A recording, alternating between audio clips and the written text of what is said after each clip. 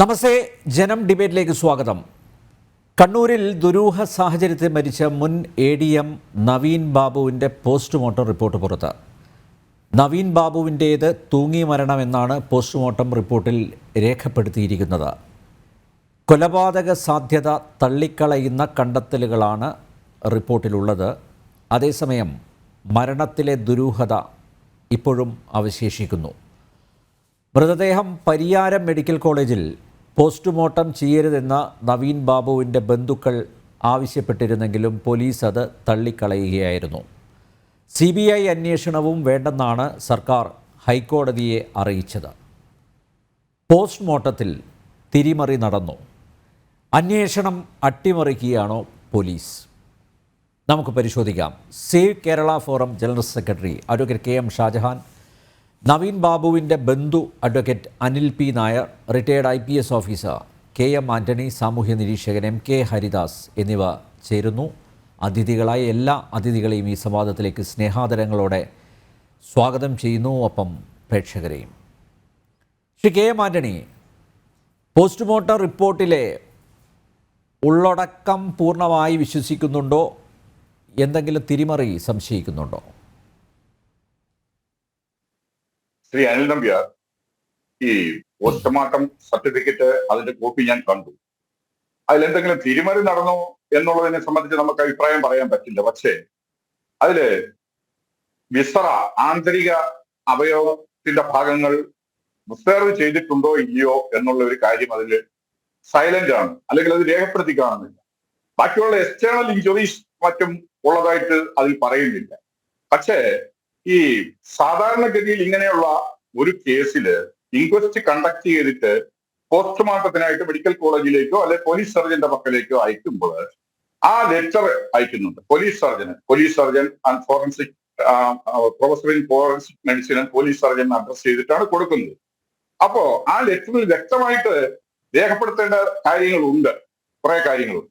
അതെല്ലാം കിട്ടിയതിന് ശേഷമാകും പോസ്റ്റ്മോർട്ടം തുടങ്ങുന്നത്. പോസ്റ്റ്മോർട്ടം ഏകദേശം ഉച്ചയ്ക്ക്, ഞാൻ മനസ്സിലാക്കുന്നിടത്തോളം 12:40 തുടങ്ങി 1:50 കഴിഞ്ഞു എന്നാണ്. ഒരു മണിക്കൂറിൽ അല്പം അധികം മാത്രമേ എടുത്തിട്ടുള്ളൂ. അപ്പൊ അതില് ആന്തരിക അവയവങ്ങൾ സാധാരണഗതിയിൽ പോലീസ് തന്നെ റിക്വസ്റ്റ് ചെയ്യും. അത് വിസ്ര എന്നാണ് അതിന് പറയുന്നത്. അത് പ്രിസർവ് ചെയ്യണം, കെമിക്കൽ ലാബറട്ടറിക്ക് അയക്കുന്നതിനായി കരുതണം, അല്ലെങ്കിൽ സൂക്ഷിച്ചു വെക്കണമെന്ന് റിക്വസ്റ്റ് ചെയ്യാറുണ്ട്. പക്ഷെ അത് റിക്വസ്റ്റ് ചെയ്തില്ലെങ്കിൽ പോലും പോലീസ് സർജന്റെ ഉത്തരവാദിത്തപ്പെട്ട കാര്യമാണ്. കാരണം ഒരു പോസ്റ്റ്മോർട്ടം നടത്തുമ്പോൾ ആ പോസ്റ്റ്മോർട്ടം ചെയ്യപ്പെടുന്ന ആളിന്റെ വയറിനുള്ളിലുള്ള അല്ലെങ്കിൽ ആന്തരിക അവയവങ്ങളുടെ ഭാഗങ്ങൾ എടുത്ത് പ്രിസർവ് ചെയ്ത് കേടുകൂടാതെ സൂക്ഷിച്ച് കെമിക്കൽ ലാബറട്ടറിക്ക് അത് പോലീസിന്റെ കൈവശമാണ് കൊടുത്തുവിടുന്നത്. സീൽ ചെയ്ത് പാക്ക് ചെയ്ത് എടുത്തതിന് ശേഷം അത് കെമിക്കൽ ലാബറട്ടറിയിലേക്ക് അയച്ച് അതിൽ എന്തെങ്കിലും രീതിയിലുള്ള മായമോ അല്ലെങ്കിൽ ഏതെങ്കിലും രീതിയിൽ വിഷാംശമോ അല്ലെങ്കിൽ എന്തെങ്കിലും അസ്വാഭാവികമായിട്ടുള്ള എന്തെങ്കിലും വയറിനുള്ളിലോ അല്ലെങ്കിൽ ഏതെങ്കിലും ആന്തരിക അവയവത്തിനുള്ളിലോ ഉണ്ടോ എന്നുള്ളത് പരിശോധന നടത്തേണ്ടത് പരമപ്രധാനമായിട്ടുള്ള ഒരു കാര്യമാണ്. ഈ കാര്യത്തിൽ അത് അങ്ങനെ റിക്വസ്റ്റ് കൊടുത്തിട്ടുണ്ടോ എന്നും റിക്വസ്റ്റ് കൊടുത്തിട്ടില്ലെങ്കിൽ പോലും പോലീസ് സർജൻ അത് അയച്ചിട്ടുണ്ടോ എന്നുള്ളതിനെ സംബന്ധിച്ച് നിശബ്ദമാണ്, അല്ലെങ്കിൽ നമുക്കത് ആ പോസ്റ്റ്മോർട്ടം സർട്ടിഫിക്കറ്റ് കൊണ്ട് കാണാൻ സാധിക്കുന്നില്ല. ഇനിയിപ്പം സാധാരണഗതിയിൽ പോസ്റ്റ്മോർട്ടം സർട്ടിഫിക്കറ്റിന്റെ അടിഭാഗത്ത്, അതായത് ഈ ആന്തരിക അവയവങ്ങൾ ശേഖരിച്ച് വെച്ചിട്ടുണ്ട്, കെമിക്കൽ രാസപരിശോധനയ്ക്ക് അയക്കുന്നുണ്ട് എന്ന് രേഖപ്പെടുത്തുന്നുണ്ട്. പക്ഷെ ഇതിനകത്ത് അത് കാണുന്നില്ല. അതിനർത്ഥം അത് ഉണ്ടോ ഇല്ലയോ എന്നുള്ളത് പോലീസ് സർജന് മാത്രമേ അറിയാൻ സാധിക്കൂ. ഇനി അത് രേഖപ്പെടുത്താൻ വിട്ടുപോയതാണോ, ഇനി അത് ശേഖരിക്കാൻ വിട്ടുപോയതാണോ, ഇനി പോലീസ് അങ്ങനെ റിക്വസ്റ്റ് കൊടുക്കാത്തതിന്റെ പേരിൽ ശേഖരിക്കാതിരുന്നതാണോ? അല്ല സാർ, അങ്ങനെ വിട്ടുപോകാൻ പാടില്ലല്ലോ അല്ലേ? മനസ്സിലാവുന്നില്ല. അങ്ങനെ വിട്ടുപോകാൻ പാടില്ലല്ലോ. ഒരിക്കലും അങ്ങനെ സംഭവിച്ചിട്ടുണ്ടെങ്കിൽ അങ്ങനെ വിട്ടുപോകാൻ പാടില്ല. പോലീസ് റിക്വസ്റ്റ് കൊടുത്തിട്ടില്ലെങ്കിൽ പോലീസ് സർജൻ അത് അയക്കാൻ ബാധ്യസ്ഥനാണ്. കാരണം അദ്ദേഹത്തിന്റെ ഡ്യൂട്ടിയുടെ ഭാഗമാണ്. പോലീസ് സർജൻ പോസ്റ്റ്മോർട്ടം നടത്തുന്ന ആ വേളയിൽ തന്നെ ഇത് സൂക്ഷിച്ചു വെച്ചിട്ടുണ്ട്. ഞാനൊക്കെ വർഷങ്ങളുടെ എക്സ്പീരിയൻസ് ആ കാര്യങ്ങളിലുണ്ട്. കാരണം അത് എല്ലാ കേസുകളിലും അങ്ങനെ തന്നെയാണ്. അല്ലെങ്കിൽ അത്രമാത്രം വലിയ ആക്സിഡന്റ് പോലുള്ള 90% ഉറപ്പുള്ള കേസുകൾ ഒഴികെ ബാക്കിയുള്ള കേസുകളിലൊക്കെ അങ്ങനെ ചെയ്യാറുണ്ട്. അപ്പൊ അത് പോസ്റ്റ്മോർട്ടം സർട്ടിഫിക്കറ്റിൽ നിന്ന് എനിക്കത് മനസ്സിലാക്കാൻ സാധിക്കുന്നതാണ്. പിന്നെ അതുപോലെ തന്നെ ഒരു ബ്ലൂയിഷ് കളറ് ചുണ്ടിന്റെ ഭാഗത്തും അതുപോലെ തന്നെ നെയിൽ, വിരലിന്റെ നഖത്തിന്റെ ഭാഗത്തും ഉണ്ടെന്ന് പറഞ്ഞു. അതെന്താണെന്നുള്ളതിനെ സംബന്ധിച്ച് നമുക്ക് ഏതെങ്കിലും രീതിയിൽ മനസ്സിലാക്കാനേ സാധിക്കുന്നുള്ളൂ. അത് സാധാരണഗതിയിൽ ഉണ്ടാകാൻ സാധ്യതയുള്ള ഒന്ന് ഈ ഓക്സിജന്റെ അപര്യാപ്തത മൂലം ചിലപ്പോൾ ഒരു ഭൂയിഷ്കൾക്ക് വരാറുണ്ട്. അത് സ്വാഭാവികമായിരിക്കാം. പക്ഷെ പോസ്റ്റ്മോർട്ടം സർട്ടിഫിക്കറ്റിൽ കോസ് ഓഫ് ഡെത്ത് എന്ന് പറയുന്നത് ഡ്യൂ ടു ഹാങ്ങിങ് എന്ന് പറയുന്നുണ്ട്. കൃത്യമായിട്ട് കൺസിസ്റ്റന്റ് വിത്ത് ഡെത്ത് അല്ലെങ്കിൽ ഹാങ്ങിങ് ആണ് അതിൽ ഉറപ്പായിട്ട് തന്നെ ഡോക്ടർ പറയുന്നുണ്ട്. അല്ല സാർ, ഞാൻ ഒരു കാര്യം ചോദിച്ചോട്ടെ. ഇപ്പോ തൂങ്ങി മരിച്ചതാണെന്നാണ് കണ്ടെത്തൽ അല്ലേ? കെട്ടിത്തൂക്കിയാലും പോസ്റ്റ്മോർട്ടം റിപ്പോർട്ടിൽ ഇതുപോലുള്ള പരാമർശങ്ങളല്ലേ വരൂ അല്ലേ? അല്ല, കെട്ടിത്തൂക്കുമ്പം അത് സാധാരണഗതിയിൽ കെട്ടിത്തൂക്കുന്ന സാഹചര്യവും തൂങ്ങി മരിക്കുന്നതും തമ്മിൽ വ്യത്യാസമുണ്ട്. പോലീസ് സർജൻ അതിന്റെ ലിഗേച്ചർ മാർക്ക് എന്ന് പറയും, അതായത് കയറിന്റെ പാടുകൾ ആ കഴുത്തിലുണ്ട്. അത് ഒബ്ലിഗായിട്ടാണ് ഇതിൽ കാണാൻ സാധിക്കുന്നത്, കാരണം അത് തൂങ്ങി മരണത്തിന്റെ ലക്ഷണമാണ്. പക്ഷേ സാധാരണഗതിയിൽ ഒരു മർഡർ കേസിൽ കയറ് മുറുക്കി കഴുത്തിൽ മുറുക്കി കൊലപ്പെടുത്തുകയാണ് എങ്കിൽ സാധാരണഗതിയിൽ ആ കഴുത്തിന്റെ മുഴുവൻ ഭാഗത്തും ആ കയറിന്റെ ഭാഗം കാണും. അപ്പൊ അത് അങ്ങനെയാണ് അത് വലിഞ്ഞു വരുന്നത്. തന്നെയല്ല, അത് തീർത്തും വട്ടത്തിലായിരിക്കും, അല്ലെ കഴുത്തിന് കുറുകയായിരിക്കും, ആ രീതിയിലുള്ളതായിരിക്കും. ഇത് പക്ഷെ അങ്ങനെയല്ല. കഴുത്തിന്റെ ചെവിയുടെ ഭാഗത്ത് ഒരു ഭാഗവും ഭാഗികമായിട്ട് കഴുത്തിലും എന്നുള്ള നിലയിലാണ് അത് കാണുന്നത്. അപ്പൊ അത് ഹാങ്ങിങ്ങിന്റെ ലക്ഷണങ്ങളിൽ പെട്ടത് തന്നെയാണ്. പക്ഷെ മറ്റൊരു കാര്യമുണ്ട്, ആളുകൾ കൊലപ്പെടുത്താൻ സാധിക്കും. കാരണം അയാളെ ഏതെങ്കിലും രീതിയിൽ മയങ്ങി നിൽക്കുന്ന സമയത്തോ അല്ലെങ്കിൽ ആ രീതിയിലേക്ക് കൊണ്ടുവന്നാലോ അല്ലെ ബലം പ്രയോഗിച്ചിട്ടോ കെട്ടിത്തൂക്കാൻ സാധ്യതയുണ്ടോ എന്നുള്ളതൊക്കെ അന്വേഷണത്തിലേ അറിയാൻ പറ്റുള്ളൂ. അത് ഹാങ്ങിങ്ങിന്റെ ലക്ഷണങ്ങൾ മുഴുവൻ കാണിക്കുന്നുണ്ട്. അത് എങ്ങനെയാണ് അല്ലെങ്കിൽ ഈ കേസിലെ സംഭവം എന്ന് പറഞ്ഞാൽ അന്വേഷിക്കുന്ന പോലീസ് ഉദ്യോഗസ്ഥർക്കാണ് അത് മനസ്സിലാകുന്നത്. അല്ലാതെ നമ്മൾ ചർച്ച ചെയ്യുമ്പോൾ നമുക്ക് അതിനെ സംബന്ധിച്ച് ഒരു അഭിപ്രായം വ്യക്തമായിട്ട് പറയാൻ സാധിക്കില്ല. അപ്പോ ഇത് പ്രത്യക്ഷത്തില് ഇപ്പൊ കാണുന്നതനുസരിച്ച് ഈ അന്വേഷണത്തിന്റെ ഇപ്പൊ ഇതുവരെയുള്ളത് വെച്ച് പോലീസിന്റെ അന്വേഷണത്തിൽ ഹാങ്ങിങ് എന്നാണ് ഫൈൻഡിങ്സ് എന്നാണ് കോടതിയിൽ കൊടുത്ത റിപ്പോർട്ടിൽ കാണാൻ സാധിക്കും. അപ്പൊ പോസ്റ്റ്മോർട്ടം സർട്ടിഫിക്കറ്റ് കൊണ്ട് ഹാങ്ങിങ്ങിന്റെ ലക്ഷണമാണ് പോലീസ് സർജൻ അതിൽ രേഖപ്പെടുത്തിയിരിക്കുന്നത്. അല്ല, സാധാരണ ഇൻക്വസ്റ്റ് നടത്തുമ്പോൾ അടുത്ത ബന്ധുക്കളുടെ സാന്നിധ്യം വേണ്ടേ? അല്ലെ പോലീസ് അത് അറിയിക്കണ്ടേ? പിന്നെ ഇവർ എത്തുന്നത് വരെ കാത്തിരിക്കുകയെങ്കിലും ചെയ്യണ്ടേ? നോക്കൂ, മാധ്യമങ്ങളെ ഒന്നും അങ്ങോട്ടേക്ക് പ്രവേശിപ്പിച്ചിരുന്നില്ല. മാധ്യമങ്ങളെ പ്രവേശിപ്പിക്കണം എന്ന് വാശി പിടിക്കാൻ പറ്റില്ല. പക്ഷേ എങ്കിലും അവിടെ എന്തൊക്കെയോ ദുരൂഹമായിട്ട് നടന്നു എന്ന് സംശയിക്കുന്നുണ്ട്. ആ ഭാഗം പോലീസിന്റെ ഭാഗത്തു നിന്ന് ഇതിൽ അശ്രദ്ധ പോലീസിന്റെ ഭാഗത്തു നിന്ന് വീഴ്ച സംഭവിച്ചിരുന്നു. കാരണം പ്രത്യേകിച്ചും ഇത് ഈ കേസിന്റെ ആരംഭം മുതൽ എഫ്ഐആർ രജിസ്റ്റർ ചെയ്യുകയോ അല്ലെങ്കിൽ ഈ സംഭവം നടന്നതായി പോലീസിന്റെ പെടുകയോ ചെയ്ത സമയം തൊട്ട് അത് കുറച്ച് ഗൗരവമായിട്ട് തന്നെ എടുക്കണം. ബന്ധുക്കൾ എത്തിയതിനു ശേഷം മാത്രമേ ഇൻക്വസ്റ്റ് നടത്താൻ പാടുള്ളൂ എന്നുള്ളതൊരു നിർബന്ധമുള്ള കാര്യമാണ് ഇതുവരെയുള്ള പാലിച്ചു പോരുന്നുണ്ട്. പക്ഷെ വകുപ്പ് നോക്കുമ്പോൾ ബന്ധുക്കൾ വേണ്ട, സാക്ഷികൾ മാത്രം മതി എന്നുള്ള രീതിയിലാണ്. പക്ഷെ മറ്റൊരു കാര്യമുണ്ട്, അതായത് കേരള പോലീസ് മാനുവലിന്റെ അടിസ്ഥാനത്തിലുള്ള KPF ഫോമില് ഇൻക്വസ്റ്റ് ഒരു ഫോമാണ്, ഒരു ഫോർമാറ്റാണ്. അതിൽ 27, 28 ചോദ്യാവലി, ഒരു ചോദ്യത്തിന് ഉത്തരമാണ്. അതിൽ 9ാമത്തെ ചോദ്യം എന്ന് പറയുന്നത് ബന്ധുക്കളാൽ തിരിച്ചറിയപ്പെടുകയോ ബന്ധുക്കളുടെ അഭിപ്രായം അത് മൊഴിയായിട്ട് ഇൻക്വസ്റ്റിൽ തന്നെ രേഖപ്പെടുത്തുകയും വേണം. അപ്പൊ അതിൽ 9ാം കോളത്തിൽ ആ ബന്ധുക്കൾ തീർച്ചയായിട്ടും ഉണ്ടായിരിക്കണം. ബന്ധുക്കളുള്ള ആളാണ് എങ്കിൽ ബന്ധുക്കളുടെ സാന്നിധ്യം അല്ലെങ്കിൽ സാമീപ്യം അല്ലെങ്കിൽ അവർക്ക് പറയാനുള്ള അഭിപ്രായം രേഖപ്പെടുത്താൻ പോലീസിന് ബാധ്യതയുണ്ട്. കാരണം ആ ഫോമിൽ അതിൽ 9ാമത്തെ ചോദ്യവും ആ കോളത്തിൽ ചോദിച്ചിരിക്കുന്നതാണ് ബന്ധുക്കളുടെ മൊഴി അല്ലെങ്കിൽ ബന്ധുക്കളുടെ അഭിപ്രായം ഇക്കാര്യത്തിൽ എന്താണെന്നുള്ളതാണ്. അത് പോലീസ് അതിനുവേണ്ടി വെയിറ്റ് ചെയ്യണമായിരുന്നു. കാരണം 12 മണിക്കൂർ പത്തനംതിട്ടയിൽ നിന്ന് കണ്ണൂർ എത്തുവാനായിട്ട് 12 മണിക്കൂറോളം വാഹനത്തിൽ, കാറിലോ അല്ലെങ്കിൽ അങ്ങനെയുള്ള വാഹനത്തിൽ വേണം. ഇനിയിപ്പോ ട്രെയിനിലാണെങ്കിൽ കുറച്ചുകൂടെ സമയം കുറവായിരിക്കും. പക്ഷെ അത് ആ വൈകുന്ന അല്ലെങ്കിൽ കാലതാമസം എന്ന് പറയുന്നത് അത് വെയിറ്റ് ചെയ്യേണ്ടത് തന്നെ ആയിരുന്നു എന്നുള്ളതാണ് എന്റെ അഭിപ്രായം. കാരണം ബന്ധുക്കൾ എന്ന് പറഞ്ഞാൽ വെറും ബന്ധുക്കൾ പോരാ. അമ്മായിയുടെ മകനോ അല്ലെങ്കിൽ അളിയനോ അങ്ങനെയുള്ള ഒരു ബന്ധു പോരാ. ഏതെങ്കിലും വകയില് രക്തബന്ധുക്കളെ തന്നെയാണ് അതില് സാക്ഷ്യപ്പെടുത്തുന്നത്. അതായത് ഈ മരിച്ചു കിടക്കുന്ന ആൾ എന്റെ സഹോദരൻ ഇന്നയാളാണ് എന്നാണ് അതിന്റെ ആ വാചകം ആ കാലങ്ങളായിട്ട് ഇൻക്വസ്റ്റ് രേഖപ്പെടുത്തിക്കൊണ്ടിരിക്കുന്നത്. അല്ലെങ്കിൽ ഈ മരിച്ചു കിടക്കുന്നത് എന്റെ അച്ഛന്റെ അനിയൻ ഇന്നയാളാണ്, അല്ലെങ്കിൽ അങ്ങനെ അടുത്ത ബന്ധു, അതായത് രക്തബന്ധു എന്ന് പറയുമ്പോൾ നമുക്ക് മനസ്സിലാകും ആരാണെന്നുള്ളത്. അല്ലെങ്കിൽ ഇതെന്റെ അമ്മയുടെ സഹോദരൻ ഇന്നയാളാണ്. അങ്ങനെയുള്ള ആ രക്തബന്ധുക്കൾ തിരിച്ചറിയുമ്പോഴും അവർ ആ കാര്യത്തെപ്പറ്റി അഭിപ്രായം പറയുമ്പോഴുമാണ് ആ കേസിന്റെ ഇൻക്വസ്റ്റ് പൂർണ്ണമായിട്ടും ഒരു പൂർണ്ണതയിലെത്തും. അപ്പൊ ഇതിൽ അവര് കുറച്ച് അതില് അനുഭവക്കുറവുകൊണ്ടാണോ ഇനി അവരുടെ പരിചയക്കുറവ് കൊണ്ടാണോ ഇത് ഇൻക്വസ്റ്റ് കണ്ടക്ട് ചെയ്ത ആളുകളുടെ, പക്ഷെ മേലുദ്യോഗസ്ഥർ അത് ശ്രദ്ധിക്കേണ്ടതാണ്. എല്ലാവർക്കും അറിയാം, ഒരു പോലീസ് കോൺസ്റ്റബിൾ തൊട്ട് ഏകദേശം പോലീസ് ഫീൽഡിൽ വർക്ക് ചെയ്യുന്ന പോലീസ് സ്റ്റേഷനിലും അതുപോലെ ഡിവൈഎസ്പി, SP തുടങ്ങിയ ഇപ്പൊ ഉയർന്ന IPS ഉദ്യോഗസ്ഥർക്ക് ചിലപ്പോൾ അതിനെ സംബന്ധിച്ച് അത്രയ്ക്കുള്ള ഒരു അറിവുണ്ടാവില്ല. പക്ഷെ ആ കോളത്തിൽ അത് ഉണ്ട്. അപ്പൊ നമ്മളത് എന്ത് പറഞ്ഞെന്ന് പറഞ്ഞാലും ആ 9ാം കോളം ആ രീതിയിൽ ഒരു ബന്ധുവിനെ കൊണ്ട് എഴുതേണ്ടത് തന്നെയാണ്. ഇപ്പൊ അവര് അതെന്താണ് അതിൽ എഴുതിയിരിക്കുന്നതെന്ന് നമുക്ക് അറിഞ്ഞുകൂടാ. അത് ചിലപ്പോൾ എത്താൻ വൈകുന്നത് കൊണ്ട്, ഡീകമ്പോസ് ചെയ്യാൻ സാധ്യതയുള്ളത് കൊണ്ട് എന്നുള്ള മട്ടിലായിരിക്കാം ചിലപ്പോൾ എഴുതിയിട്ടുള്ളത്. പക്ഷെ ഇത് ഫ്രീസറിൽ സൂക്ഷിച്ചു വെച്ചിട്ട് അവരുടെ വന്നതിന് ശേഷം മാത്രം, അല്ലെങ്കിൽ ആ നിലയിൽ തന്നെ കരുതിക്കൊണ്ട് വേണമായിരുന്നു ഇൻക്വസ്റ്റ്. ഇപ്പൊ ബോഡി ഓൺ ദ സ്പോട്ടിൽ തന്നെ നിൽക്കുമ്പോൾ അവിടെ തന്നെ കരുതാനേ പറ്റൂ. ആ രീതിയിലായിരുന്നു ചെയ്യേണ്ടത് എന്നുള്ളതാണ് എന്റെ ഒരു അഭിപ്രായം. കാരണം ഒരു ഇൻക്വസ്റ്റ് കണ്ടക്ട് ചെയ്യാൻ അധികാരമുള്ള അഡീഷണൽ ഡിസ്ട്രിക്ട് മജിസ്ട്രേറ്റ് ആണ്. ഡിസ്ട്രിക്ട് മജിസ്ട്രേറ്റ് എന്ന് പറഞ്ഞത് കളക്ടറാണ്. അതിന് തൊട്ട് താഴെയുള്ള അധികാരമുള്ള മജിസ്ട്രേറ്റ് ആണ് ആ മരിച്ചു കിടക്കുന്നത്. അപ്പൊ നമ്മളത് ലാഭബുദ്ധിയോടെ കാണാൻ പാടില്ല. കാരണം നാളെ ഒരു ആക്ഷേപം വരുമെന്നുള്ളത് എല്ലാ കേസിലും പ്രതീക്ഷിക്കണം. അതാണ് അനുഭവജ്ഞാനമുള്ള പോലീസ് ഉദ്യോഗസ്ഥർ. അങ്ങനെ തന്നെയാണ്.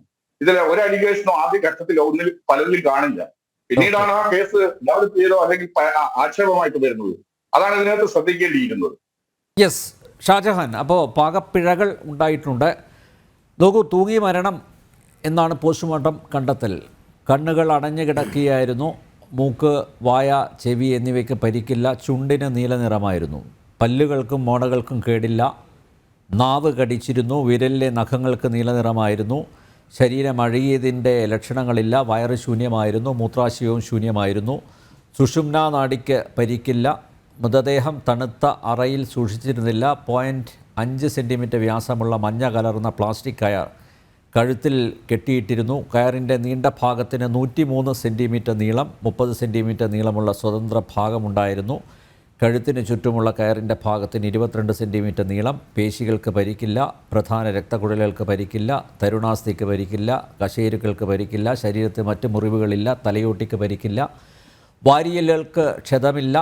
ഇടത് ശ്വാസകോശത്തിൻ്റെ മുകൾ ഭാഗം നെഞ്ചിൻ്റെ ഭിത്തിയോട് ചേർന്ന നിലയിൽ. ഇങ്ങനെ പോകുന്നു. പോസ്റ്റ്മോർട്ടം നടന്നത് ഒക്ടോബർ 15 ഉച്ചയ്ക്ക് 12:40 1:50 ഇടയിലാണ്. ഇവിടെ നേരത്തെ ശ്രീ KM ആൻ്റണി ചൂണ്ടിക്കാണിച്ചത് ആന്തരിക അവയവങ്ങൾ അത് രാസപരിശോധനയ്ക്ക് അയച്ചിട്ടില്ല.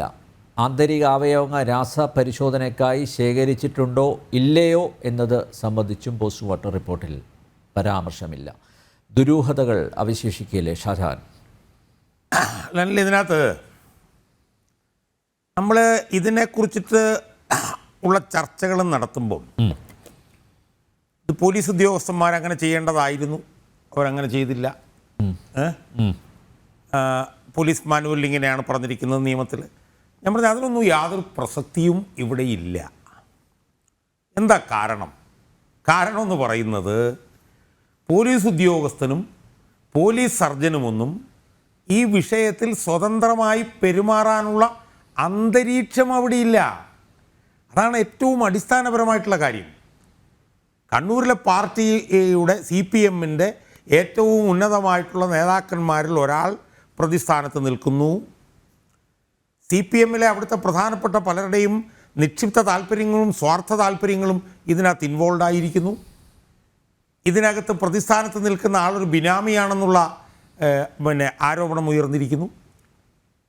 അപ്പോൾ അവിടുത്തെ ഏറ്റവും പ്രധാനപ്പെട്ട പാർട്ടിയായിട്ടുള്ള CPMന് ഒരുപാട് സ്റ്റേക്കുള്ള ഒരു കേസാണ് ഇത് എന്നുള്ളതിൻ്റെ പരിസരത്ത് നിന്ന് വേണം നമ്മൾ ഈ പോസ്റ്റ്മോർട്ടത്തെയും ഈ പോലീസിൻ്റെ നടപടികളെയും ഒക്കെ വീക്ഷിക്കാൻ.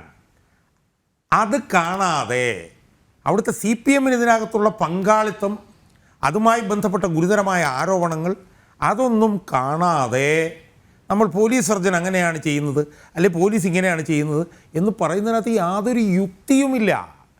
ഇപ്പം എന്നെ സംബന്ധിച്ചിടത്തോളം പറയുകയാണെങ്കിൽ ഈ പോസ്റ്റ്മോർട്ടം റിപ്പോർട്ടിൽ ഒരു കുഴപ്പമില്ല എന്ന് പറയുന്നതിനകത്ത് ഒരു കാര്യവുമില്ല.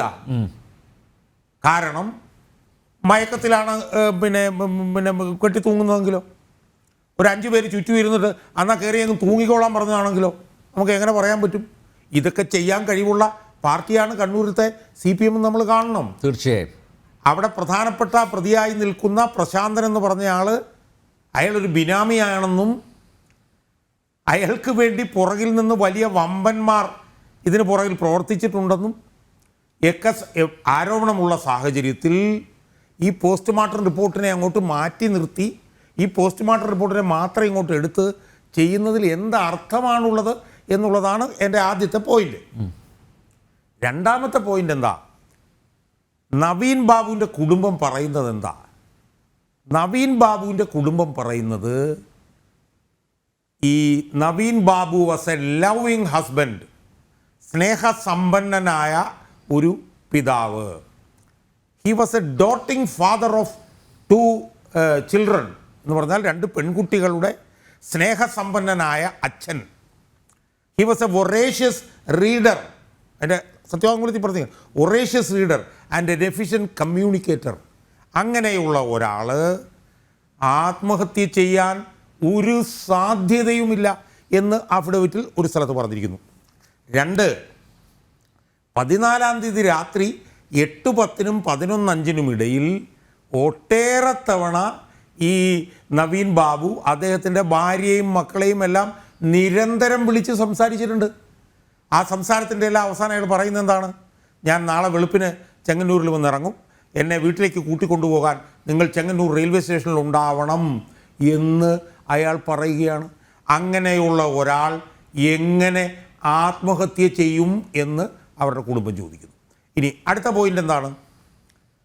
15-ാം തീയതി രാവിലെ മറ്റോ 8 മണിക്കോ മറ്റോ അവിടുത്തെ കളക്ടറേറ്റിലൊരു ഉദ്യോഗസ്ഥൻ ഈ നവീൻ ബാബുവിൻ്റെ ബന്ധുവിനെ വിളിച്ച് ഈ മരണത്തെക്കുറിച്ചിട്ട് പറയുന്നു. പറഞ്ഞ ഉടനടി തന്നെ അദ്ദേഹത്തിൻ്റെ ഭാര്യയെ കൂടെ ഉണ്ടെന്ന് തോന്നുന്നു, സഹോദരൻ ഇപ്പോൾ അനിൽപി നായരാണെന്ന് തോന്നുന്നു, അവരെല്ലാവരും കൂടി യാത്ര തിരിക്കുന്നു.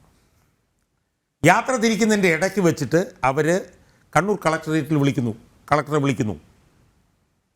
കാരണം ഇടയ്ക്ക് അവർക്ക് ഒരു വിവരം കിട്ടുന്നു, ഇത് പരിയാരം മെഡിക്കൽ കോളേജിൽ ചെയ്യാൻ പോകുന്നു. അവർ വിളിച്ചിട്ട് കളക്ടറോട് പറയുന്നു, ഇത് പരിയാരം മെഡിക്കൽ കോളേജിൽ ചെയ്യാൻ പാടില്ല, കാരണം പ്രതിസ്ഥാനത്ത് നിൽക്കുന്ന പ്രശാന്തനും PP ദിവ്യയുടെ ഭർത്താവും പരിയാരം മെഡിക്കൽ കോളേജിൽ ജോലി ചെയ്യുന്നതുകൊണ്ട് അവിടെ ഇത് ചെയ്യാൻ പാടില്ല, ഇത് കോഴിക്കോട് മെഡിക്കൽ കോളേജിൽ മാത്രമേ ചെയ്യാൻ പാടുള്ളൂ എന്നവർ പറയുമ്പോൾ ഈ ഇരട്ടത്താപ്പുകാരനും വൃത്തികെട്ടവനായിട്ടുള്ള കളക്ടർ എന്താ പറഞ്ഞതെന്നറിയോ?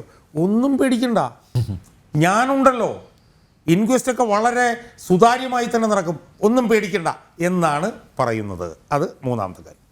നാലാമത്തെ കാര്യം എന്താ? ഈ SP അവിടെ പറഞ്ഞു, ഇൻക്വസ്റ്റിൻ്റെ ഫോമിലെ 9-ാം പേജിൽ രക്തബന്ധുക്കളായിട്ടുള്ളവരുടെ മൊഴി, അവർ മൃതദേഹം തിരിച്ചറിയണം, അത് എടുക്കണം എന്ന് പറഞ്ഞിരിക്കുന്നു. അത് കൃത്യമായിട്ട് പറഞ്ഞിട്ടുണ്ട്.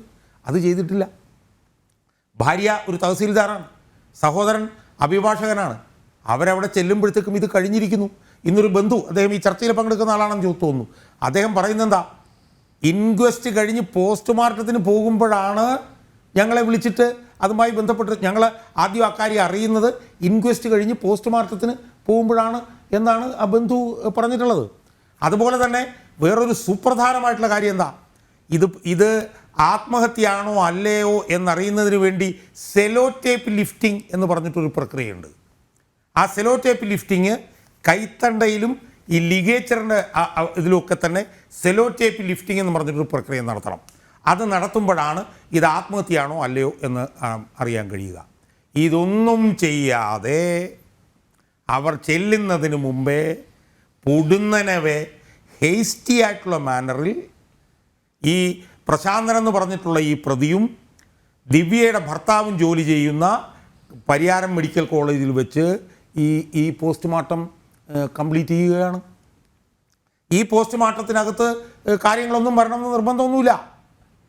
ഈ പോസ്റ്റ്മോർട്ടം ചെയ്തിട്ടുള്ള ഡോക്ടർ, പോലീസ് സർജൻ, അയാൾ സമ്മർദ്ദത്തിലായിരുന്നു ഇല്ലയോ എന്നുള്ളത് നമുക്കെങ്ങനെ പറയാൻ പറ്റും? അയാൾ സമ്മർദ്ദത്തിലാകാനുള്ള എല്ലാ സാധ്യതയും അവിടെ ഇല്ലേ? അതുകൊണ്ട് തന്നെ ഈ പോസ്റ്റ്മോർട്ടം റിപ്പോർട്ട് വെച്ച് നമ്മൾ ചർച്ച ചെയ്യുന്നത് നിരർത്ഥകമാണ് എന്നാണ് എൻ്റെ വാദം. എനിക്ക് അവിടുന്ന് കിട്ടിയ വിവരങ്ങൾ കാണിക്കുന്നത് ഇത് കൊന്നുകെട്ടി തൂക്കിയതോ അല്ലെങ്കിൽ 4-5 പേര് ചുറ്റും ഇരുന്നിട്ട് കയറി അങ്ങ് തൂങ്ങിക്കോളാൻ പറഞ്ഞതോ ആണ് എന്നാണ്. അത് വഴിയെ അവസരം കിട്ടുകയാണെങ്കിൽ അതിൻ്റെ വിശദാംശങ്ങൾ ഞാൻ പിന്നീട് പറയാം. ഇത്രയാണ് ആദ്യമായി എനിക്ക് സൂചിപ്പിക്കാൻ. ശ്രീ MK ഹരിദാസ്, അസ്വാഭാവികമായിട്ട് എന്തൊക്കെയോ നടന്നിട്ടുണ്ട്. ഇപ്പോൾ ശ്രീ KM ആൻ്റണി ഒരു പോലീസ് ഉദ്യോഗസ്ഥൻ, റിട്ടയേർഡ് പോലീസ് ഉദ്യോഗസ്ഥൻ എന്ന നിലയിൽ അദ്ദേഹത്തിന് ഇതുമായി ഇതുപോലുള്ള നിരവധി അനുഭവങ്ങൾ ഉണ്ടായിട്ടുണ്ട്. അതിൻ്റെയൊക്കെ പശ്ചാത്തലത്തിലാണ് അദ്ദേഹം കൃത്യമായിട്ട് കാര്യങ്ങൾ അവതരിപ്പിച്ചത്.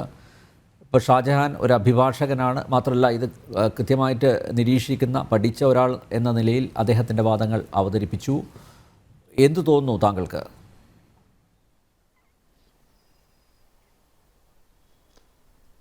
ഞാനിതിനു മുമ്പ് ശ്രീ അനിൽ നമ്പ്യാർ നയിച്ച 2 ചർച്ചകളിലും മറ്റൊരു ചാനലിലെ ഒരു 4-5 ചർച്ചകളിലും ഈ നവീൻ ബാബുവിൻ്റെ മരണം ഒരു കൊലപാതകമാണ് എന്ന് എനിക്ക് തോന്നുന്നില്ല എന്ന് പറഞ്ഞിടത്ത് തന്നെ ഞാൻ ഉറച്ചു നിൽക്കുകയാണ്. അതേസമയം നവീൻ ബാബു ആത്മഹത്യ ചെയ്യാനുണ്ടായ സാഹചര്യങ്ങൾ അങ്ങേയറ്റം ദുരൂഹത നിറഞ്ഞതാണ്. ആ ദുരൂഹതയുടെ സത്യസ്ഥിതിയൊക്കെ പുറത്തു വരേണ്ടത് ആ കുടുംബത്തിൻ്റെ ആവശ്യമാണ് എന്ന നിലയ്ക്ക് ഇവിടെ റിട്ടയേർഡ് SP പറഞ്ഞിട്ടുള്ള വാദഗതികളും അതുമാതിരി തന്നെ അദ്ദേഹം നിരത്തിയിട്ടുള്ള നമ്മൾ പറയില്ലേ തെളിവുകൾ എങ്ങനെ ശേഖരിക്കണം, എങ്ങനെയാണ് ഒരു പോസ്റ്റ്മോർട്ടം നടത്തേണ്ടത് എന്നുള്ള കാര്യങ്ങളെ കുറിച്ചിട്ടൊക്കെ പറയുമ്പോൾ ഇത് കൂടുതൽ ദുരൂഹതയിലേക്ക് ഈ മരണം കൊണ്ടുചെന്ന് എത്തിക്കുകയാണോ എന്ന് സംശയിക്കേണ്ടിയിരിക്കുന്നു. എൻ്റെ ജീവിതത്തിൽ ഞാൻ ആകെ കൂടിയിട്ട് ഒരു തൂങ്ങി മരണം നടന്നൊരു സ്ഥലത്ത് ഒരു യുവതിയുടെ ഭർത്താവിൻ്റെ പീഡനം സഹിക്കുക വയ്യാതെ ആ സ്ത്രീ തൂങ്ങി മരിച്ചിരിക്കുകയാണ്. അപ്പോൾ വളരെ പെട്ടെന്ന് ബോഡി താഴത്തേക്ക് ഇറക്കാനും കാരണം അവരുടെ ഒരു ആത്മഹത്യാക്കുറിപ്പ് അവരുടെ ശരീരത്തിലുണ്ട് എന്ന് അറിയാമായിരുന്നു. അപ്പോൾ വളരെ തിടുക്കപ്പെട്ട് നിന്നപ്പോൾ ഗുരുവായൂർ പോലീസാണ് അതിൻ്റെ പ്രേത വിചാരണ നടത്തുന്നത്. അവർ ഒരു കാരണവശാലും ബന്ധുക്കൾ വരാതെ, കാരണം ആ പെൺകുട്ടിയുടെ ഇതേമാതിരി തന്നെ 100-200 കിലോമീറ്റർ ദൂരത്തിലായിരുന്നു ആ പെൺകുട്ടിയുടെ വീട്ടുകാരുണ്ടായിരുന്നത്. അവർ വരുന്നത് വരെ കാത്തു നിൽക്കേണ്ട ഒരു സ്ഥിതിവിശേഷം ഉണ്ടായത് ഞാൻ എൻ്റെ കണ്ണുകൊണ്ട് കണ്ടിട്ടുള്ളൊരു സംഭവമാണ്. അപ്പോൾ അതുകൊണ്ട് തന്നെ ഇവിടെ നവീൻ ബാബു എന്ന് പറയുന്ന വ്യക്തിയുടെ പോസ്റ്റ്മോർട്ടം വളരെ തിരക്കേറി അത് വീട്ടുകാർ വിളിച്ചു പറഞ്ഞിട്ടും കളക്ടറുടെ ഞാനിവിടെ ഇല്ലേ എന്നുള്ള ആ പാഴ്ചോദ്യത്തിന് പേരിൽ അത് പരിയാരം മെഡിക്കൽ കോളേജിൽ നടത്തി എന്നുള്ളത് അങ്ങേയറ്റം ദുരൂഹത നിറഞ്ഞിട്ടുള്ള സംഗതിയാണ്. അതിൻ്റെ സത്യസ്ഥിതി പുറത്തു വരണം. നമുക്ക് ഈ കേസിലത്തെ ഏറ്റവും വലിയൊരു കൾപ്രേറ്റായിട്ട് നിൽക്കുന്ന ഈ കളക്ടർ എന്ന് പറയുന്ന വ്യക്തിയുടെ ഈ മരണത്തിലെ അത് ഞാൻ വിശ്വസിക്കുന്ന തൂങ്ങി മരണമാണെങ്കിൽ പോലും അതിൽ ഈ കളക്ടർക്കുള്ള പങ്കിനെ കുറിച്ചിട്ട് ഒരു അന്വേഷണവും നടക്കാത്തതും ഇദ്ദേഹം ഈ നവീൻ ബാബു എന്ന് പറയുന്ന വ്യക്തി അവരുടെ കുടുംബം വർഷങ്ങളായിട്ട് CPMൻ്റെ പ്രവർത്തകരായിരുന്നു എന്ന് പറയുന്നു. വർഷങ്ങൾക്ക് മുമ്പ് അവരുടെ അമ്മ പഞ്ചായത്ത് മെമ്പറാണെന്ന് പറയുന്നു. അപ്പോൾ CPMനോട് അങ്ങേയറ്റം കൂറു പുലർത്തുന്ന ആ കുടുംബത്തിലെ ഈ നവീൻ ബാബു എന്ന് പറയുന്ന വ്യക്തി പ്രതിദാനം ചെയ്തിരുന്ന ട്രേഡ് യൂണിയൻ NGO യൂണിയൻ ഈ കാര്യത്തിൽ തുടരുന്ന മൗനം സത്യത്തിൽ പറഞ്ഞു കഴിഞ്ഞാൽ വിഷയത്തിൽ നിന്ന് വ്യതിചലിക്കുകയില്ല കേട്ടോ. പോസ്റ്റ്മോർട്ടം റിപ്പോർട്ടുമായിട്ട് ബന്ധപ്പെട്ടിട്ട് ആധികാരികമായി പറയാനുള്ളത് എല്ലാം തന്നെ എനിക്ക് മുൻപ് സംസാരിച്ചവർ പറഞ്ഞതുകൊണ്ട് ഞാൻ പറയുകയാണ്. ഈ NGO യൂണിയൻ തങ്ങളുടെ ഒരു വ്യക്തിക്ക് ഇത്തരത്തിലുള്ള അത് കൊലപാതകമാകട്ടെ തൂങ്ങിമരണമാവട്ടെ അതിൽ ഈ NGO എന്ന് പറയുന്ന യൂണിയൻ്റെ നിലപാട് എന്നെ അങ്ങേയറ്റം അതിശയിപ്പിക്കുന്നു. എന്താണ് അവർ ചെയ്യുന്നത്? എന്താണ് അവർ ഈ കാര്യത്തിൽ ഈ നവീൻ ബാബുവിൻ്റെ മരണത്തെ തുടർന്നുള്ള യാഥാർത്ഥ്യം പുറത്തു വരാൻ വേണ്ടിയിട്ട് അവരെന്ത് ചെയ്തു എന്ന ചോദ്യം അങ്ങേയറ്റം അവിടേക്കാണ് നമുക്ക് ഈ പറഞ്ഞതുമാതിരി തന്നെ രാഷ്ട്രീയ സ്വാധീനങ്ങൾ ഇതിൽ എത്രത്തോളം ഈ വിഷയത്തിലേക്ക് കടന്നു വന്നിട്ടുണ്ടോ എന്നുള്ളത് മനസ്സിലാക്കേണ്ടത് നമ്മൾ അങ്ങനെയാണ്. പിന്നെ അടുത്തത് ഇനി പോസ്റ്റ്മോർട്ടം റിപ്പോർട്ട് എനിക്കും കിട്ടിയിട്ടുണ്ട്. ഞാനും അത് വായിച്ചു നോക്കിയിട്ട് അതിൻ്റെ പൂർണ്ണമായ അർത്ഥം മനസ്സിലാക്കാനുള്ള ഒരു നമ്മൾ പറയില്ലേ മെഡിക്കൽ വിദ്യാഭ്യാസത്തിൻ്റെ അറിവ് എനിക്കില്ലാത്തത് കൊണ്ട് തന്നെ അതിൻ്റെ അടിയിൽ മലയാളത്തിലെ ശ്രീ അനിൽ നമ്പ്യാരുടെ സ്റ്റുഡിയോയിൽ നിന്ന് അയച്ചു തന്ന കാര്യങ്ങൾ വായിച്ച് മനസ്സിലാക്കിയപ്പോൾ ഈ മരണം ഒരു ദുരൂഹത നിറഞ്ഞ തൂങ്ങിമരണമല്ലെങ്കിൽ ഇനി എന്താണ് ശ്രീ അനിൽ നമ്പ്യാർ നമുക്ക് മുമ്പിലുള്ള വഴി? കാരണം എൻ്റെ അറിവിൽപ്പെട്ടിടത്തോളം സത്യമാണെങ്കിൽ പെൺകുട്ടി ചിതയ്ക്ക് തീ കൊളുത്തുന്ന ഒരു ഭാഗം നമ്മൾ TV കണ്ടത് കൊണ്ട് ഈ മൃതദേഹം കത്തിച്ച് കളഞ്ഞു. ഇനി ഈ മൃതദേഹം പോസ്റ്റ്മോർട്ടം ചെയ്യില്ലെന്ന് ഒരു ഉറപ്പ് വരുത്താൻ ഈ മൃതദേഹം കത്തിച്ച് കളയാൻ വേണ്ടിയിട്ട് നമ്മൾ പറയില്ലേ കുടുംബക്കാരാണ് തീരുമാനിച്ചതെങ്കിൽ അതിൽ യാതൊരുവിധ വിരോധവുമില്ല. പരിയാരം മെഡിക്കൽ കോളേജിൽ മൃതദേഹം പോസ്റ്റ്മോർട്ടം ചെയ്യരുത് എന്ന് പറഞ്ഞിട്ട് വീണ്ടും പരിയാരം മെഡിക്കൽ കോളേജിൽ പോസ്റ്റ്മോർട്ടം ചെയ്ത സ്ഥിതിക്ക് കുടുംബാംഗങ്ങൾക്ക് ഈ മൃതദേഹം കത്തിച്ച് കളയാതെ ഒരു കുറച്ച് ദിവസമെങ്കിലും സൂക്ഷിക്കേണ്ട ഒരു ചുമതല ഉണ്ടായിരുന്നില്ലേ എന്ന് എനിക്ക് തോന്നുകയാണ്. കാരണം എന്താ വെച്ചാൽ ഇത്രത്തോളം ദുരൂഹത ഇപ്പോൾ ഈ പോസ്റ്റ്മോർട്ടവുമായി ബന്ധപ്പെട്ടിട്ട് റിട്ടയേർഡ് SP പറഞ്ഞ കാര്യങ്ങളും അതുമാതിരി തന്നെ നമ്മൾ പുറമേ നിന്ന് അറിയുന്ന കാര്യങ്ങളും വെച്ചിട്ട് ഈ മൃതദേഹം ഇവിടെ ആലപ്പുഴയിലെ ഒരു വ്യക്തി 10-16 കൊല്ലം സ്വന്തം മകൻ്റെ മൃതദേഹം ഒരു രാസലായനിയിലിട്ട് സൂക്ഷിച്ചില്ല. ഇതിൻ്റെ സത്യസ്ഥിതി പുറത്തു വരണമെന്ന് പറഞ്ഞിട്ട് ഒരു സത്യസ്ഥിതി പുറത്തു വന്നില്ല, ഒന്നുമില്ല. പക്ഷേ കുറച്ച് ദിവസം ഈ മൃതദേഹം സൂക്ഷിക്കേണ്ടതൊരാവശ്യമാണ് എന്ന ബോധത്തിൽ ആ മൃതദേഹം സൂക്ഷിക്കപ്പെടാതെ പോയത് ഇത് ദുരൂഹമരണം അതായത് ഇത് തൂങ്ങിമരണമല്ല, ഒരു കൊലപാതകത്തിലേക്ക് നയിക്കുന്ന സാഹചര്യമാണ് എങ്കിൽ അത് പ്രതികൾക്ക് അങ്ങേയറ്റം ഉപകാരപ്രദമാകുന്ന ഒരു രീതിയായില്ലേ എന്നുള്ളതാണ് എനിക്ക് ഒരു സംശയമായിട്ട് വരുന്നത്. പിന്നെ ഈ പോസ്റ്റ്മോർട്ടം റിപ്പോർട്ടിൽ എത്ര ഉന്നതരായിട്ടുള്ള നമ്മൾ പറയില്ലേ ഡോക്ടർമാരെ പോസ്റ്റ്മോർട്ടം ചെയ്താലും അതിൽ തെറ്റ് പറ്റുമെന്നുള്ളത് ഗോവിന്ദച്ചാമിയാൽ ക്രൂരമായി പീഡിപ്പിക്കപ്പെട്ട് വധിക്കപ്പെട്ട തൃശ്ശൂരിലെ പെൺകുട്ടിയുടെ പോസ്റ്റ്മോർട്ടം നടത്തിയത് ഒരു ഉന്മേഷ് എന്ന് പറയുന്ന ഡോക്ടറായിരുന്നു. ആ ഉന്മേഷ് എന്ന് പറയുന്ന ഡോക്ടർ അത് ചെയ്യുന്ന സമയത്ത് സോഷ്യൽ മീഡിയ ഇത്ര സജീവമായിരുന്നില്ലെങ്കിൽ പോലും ആ ഉന്മേഷ് എന്ന് പറയുന്ന ഡോക്ടറെ അങ്ങേയറ്റം അത് പ്രതിയെ രക്ഷിക്കാൻ വേണ്ടിയിട്ടാണെന്നുള്ള നിലയ്ക്ക് അങ്ങേയറ്റം നമ്മളിതായി. പിന്നീട് അതിൻ്റെ റിപ്പോർട്ടുകളും കാര്യങ്ങളും തയ്യാറാക്കിയത് കേരളത്തിലെ ഏറ്റവും പ്രശസ്തയായ ഒരു ഫോറൻസിക് വിദഗ്ധയായിരുന്നു. പക്ഷേ സുപ്രീം കോടതിയിൽ ആ കേസ് പോയപ്പോൾ ഗോവിന്ദച്ചാമിയുടെ വധശിക്ഷ ഒഴിവായത് എങ്ങനെയാണ് ശ്രീ അനിൽ നമ്പ്യാർ? അതായത് എന്തോ ഒരു ചെരിച്ച് കിടത്തൽ. എനിക്കിപ്പോൾ അതിൻ്റെ കൃത്യമായിട്ടുള്ള ഞാൻ ഇന്ന് ചർച്ചയ്ക്ക് വളരെ വൈകിട്ടാണ് എന്നെ വിളിച്ചത്, അതുകൊണ്ട് തന്നെ അത്തരം കാര്യങ്ങൾ റെഫർ ചെയ്യാൻ പറ്റിയിട്ടില്ല. ഒരു ചെരിച്ച് കിടത്തിയിട്ട് ബലാത്സംഗം ചെയ്യാൻ പറ്റാത്ത കാര്യമോ ഒറ്റോ പറഞ്ഞത് ഈ സംഗതി തന്നെയാണ് ഈ ഉന്മേഷ് എന്ന് പറയുന്ന ഡോക്ടർ അദ്ദേഹത്തിൻ്റെ റിപ്പോർട്ടിൽ സൂചിപ്പിച്ചിരുന്നതെന്ന് നമ്മൾ മനസ്സിലാക്കണം. അപ്പോൾ പോസ്റ്റ്മോർട്ടം ചെയ്തിട്ട് ഇപ്പം നമുക്ക് കിട്ടിയിട്ടുള്ള റിപ്പോർട്ടുകളെ കണ്ണടച്ചുകൊണ്ട് നമുക്കതിനെ മുഴുവൻ ഇതാണ് സത്യസ്ഥിതി എന്ന് വിശ്വസിക്കണമെന്ന് ഞാൻ യാതൊരു കാരണവശാലും പറയില്ല. പോസ്റ്റ്മോർട്ടം ചെയ്തവർക്ക് തെറ്റുപറ്റാം, പോസ്റ്റ്മോർട്ടം ചെയ്യുന്നവരെ സ്വാധീനത്തിൻ്റെ പേരിൽ തെറ്റ് പറ്റിക്കാം. അപ്പോൾ ഇത്തരത്തിലുള്ള സാഹചര്യങ്ങൾ നിലനിൽക്കെ തന്നെ നമുക്കിനി ആശിക്കാനുള്ളത് ഈ കേസ് കേരള പോലീസിൻ്റെ കയ്യിൽ നിന്ന് കേരള പോലീസ് അല്ലാത്തൊരു ഏജൻസി അന്വേഷിച്ചുകൊണ്ട് ഇതിലത്തെയൊക്കെ ദുരൂഹത പുറത്തു വരണം എന്നുള്ളതാണ്. അതിന് നമുക്ക് അധികമൊന്നും കാത്തിരിക്കേണ്ടി വരില്ലെന്ന് തോന്നുന്നു. ഒരു മാസത്തിനുള്ളിൽ ഹൈക്കോടതിയുടെ വിധി വരും. പക്ഷേ ആ വിധി പൂർണ്ണമായിട്ടും ഒരു CBI അന്വേഷണത്തിലേക്ക് പോകുമോ എന്നുള്ളത് കേസെടുത്ത കോടതിയുടെ കുറേ ചോദ്യങ്ങളിലൂടെ നമുക്കൊക്കെ അങ്ങേയറ്റം ആകാംക്ഷ ഉണ്ടാക്കുന്ന പ്രശ്നമാണ്. അപ്പോൾ എന്തായിരുന്നാലും ഞാൻ ഈ പറയുന്നത് കൊലപാതകമല്ല എന്നുള്ള എൻ്റെ വ്യക്തിപരമായ അഭിപ്രായം തെറ്റാണെങ്കിലും ശരിയാണെങ്കിലും നവീൻ ബാബു എന്ന് പറയുന്ന സത്യസന്ധനായ ഉദ്യോഗസ്ഥൻ്റെ മരണത്തിൽ ദുരൂഹത തീർത്തു കൊടുക്കേണ്ടത്, ആ കുടുംബത്തോട് തീർത്തു കൊടുക്കേണ്ട ചുമതല സംസ്ഥാന സർക്കാരിനാണ്. അതിൻ്റെ ഉത്തരവാദിത്വത്തിൽ നിന്നും അവരെ ഈ ഹൈക്കോടതിയിൽ പോയിട്ട് ഈ കേസ് CBI അന്വേഷിക്കേണ്ട എന്ന് പറഞ്ഞിട്ടുള്ള രീതിയോട് അങ്ങേയറ്റം വിയോജിപ്പുണ്ട് എന്നാണ് എനിക്ക് ഈ ആദ്യഘട്ടത്തിൽ പറയാനുള്ളത്. അഡ്വക്കേറ്റ് അനിൽ, നവീൻ ബാബുവിൻ്റെ ബന്ധു എത്തിയിട്ടുണ്ട്. അഡ്വക്കേറ്റ് അനിൽ, സംവാദത്തിലേക്ക് സ്വാഗതം.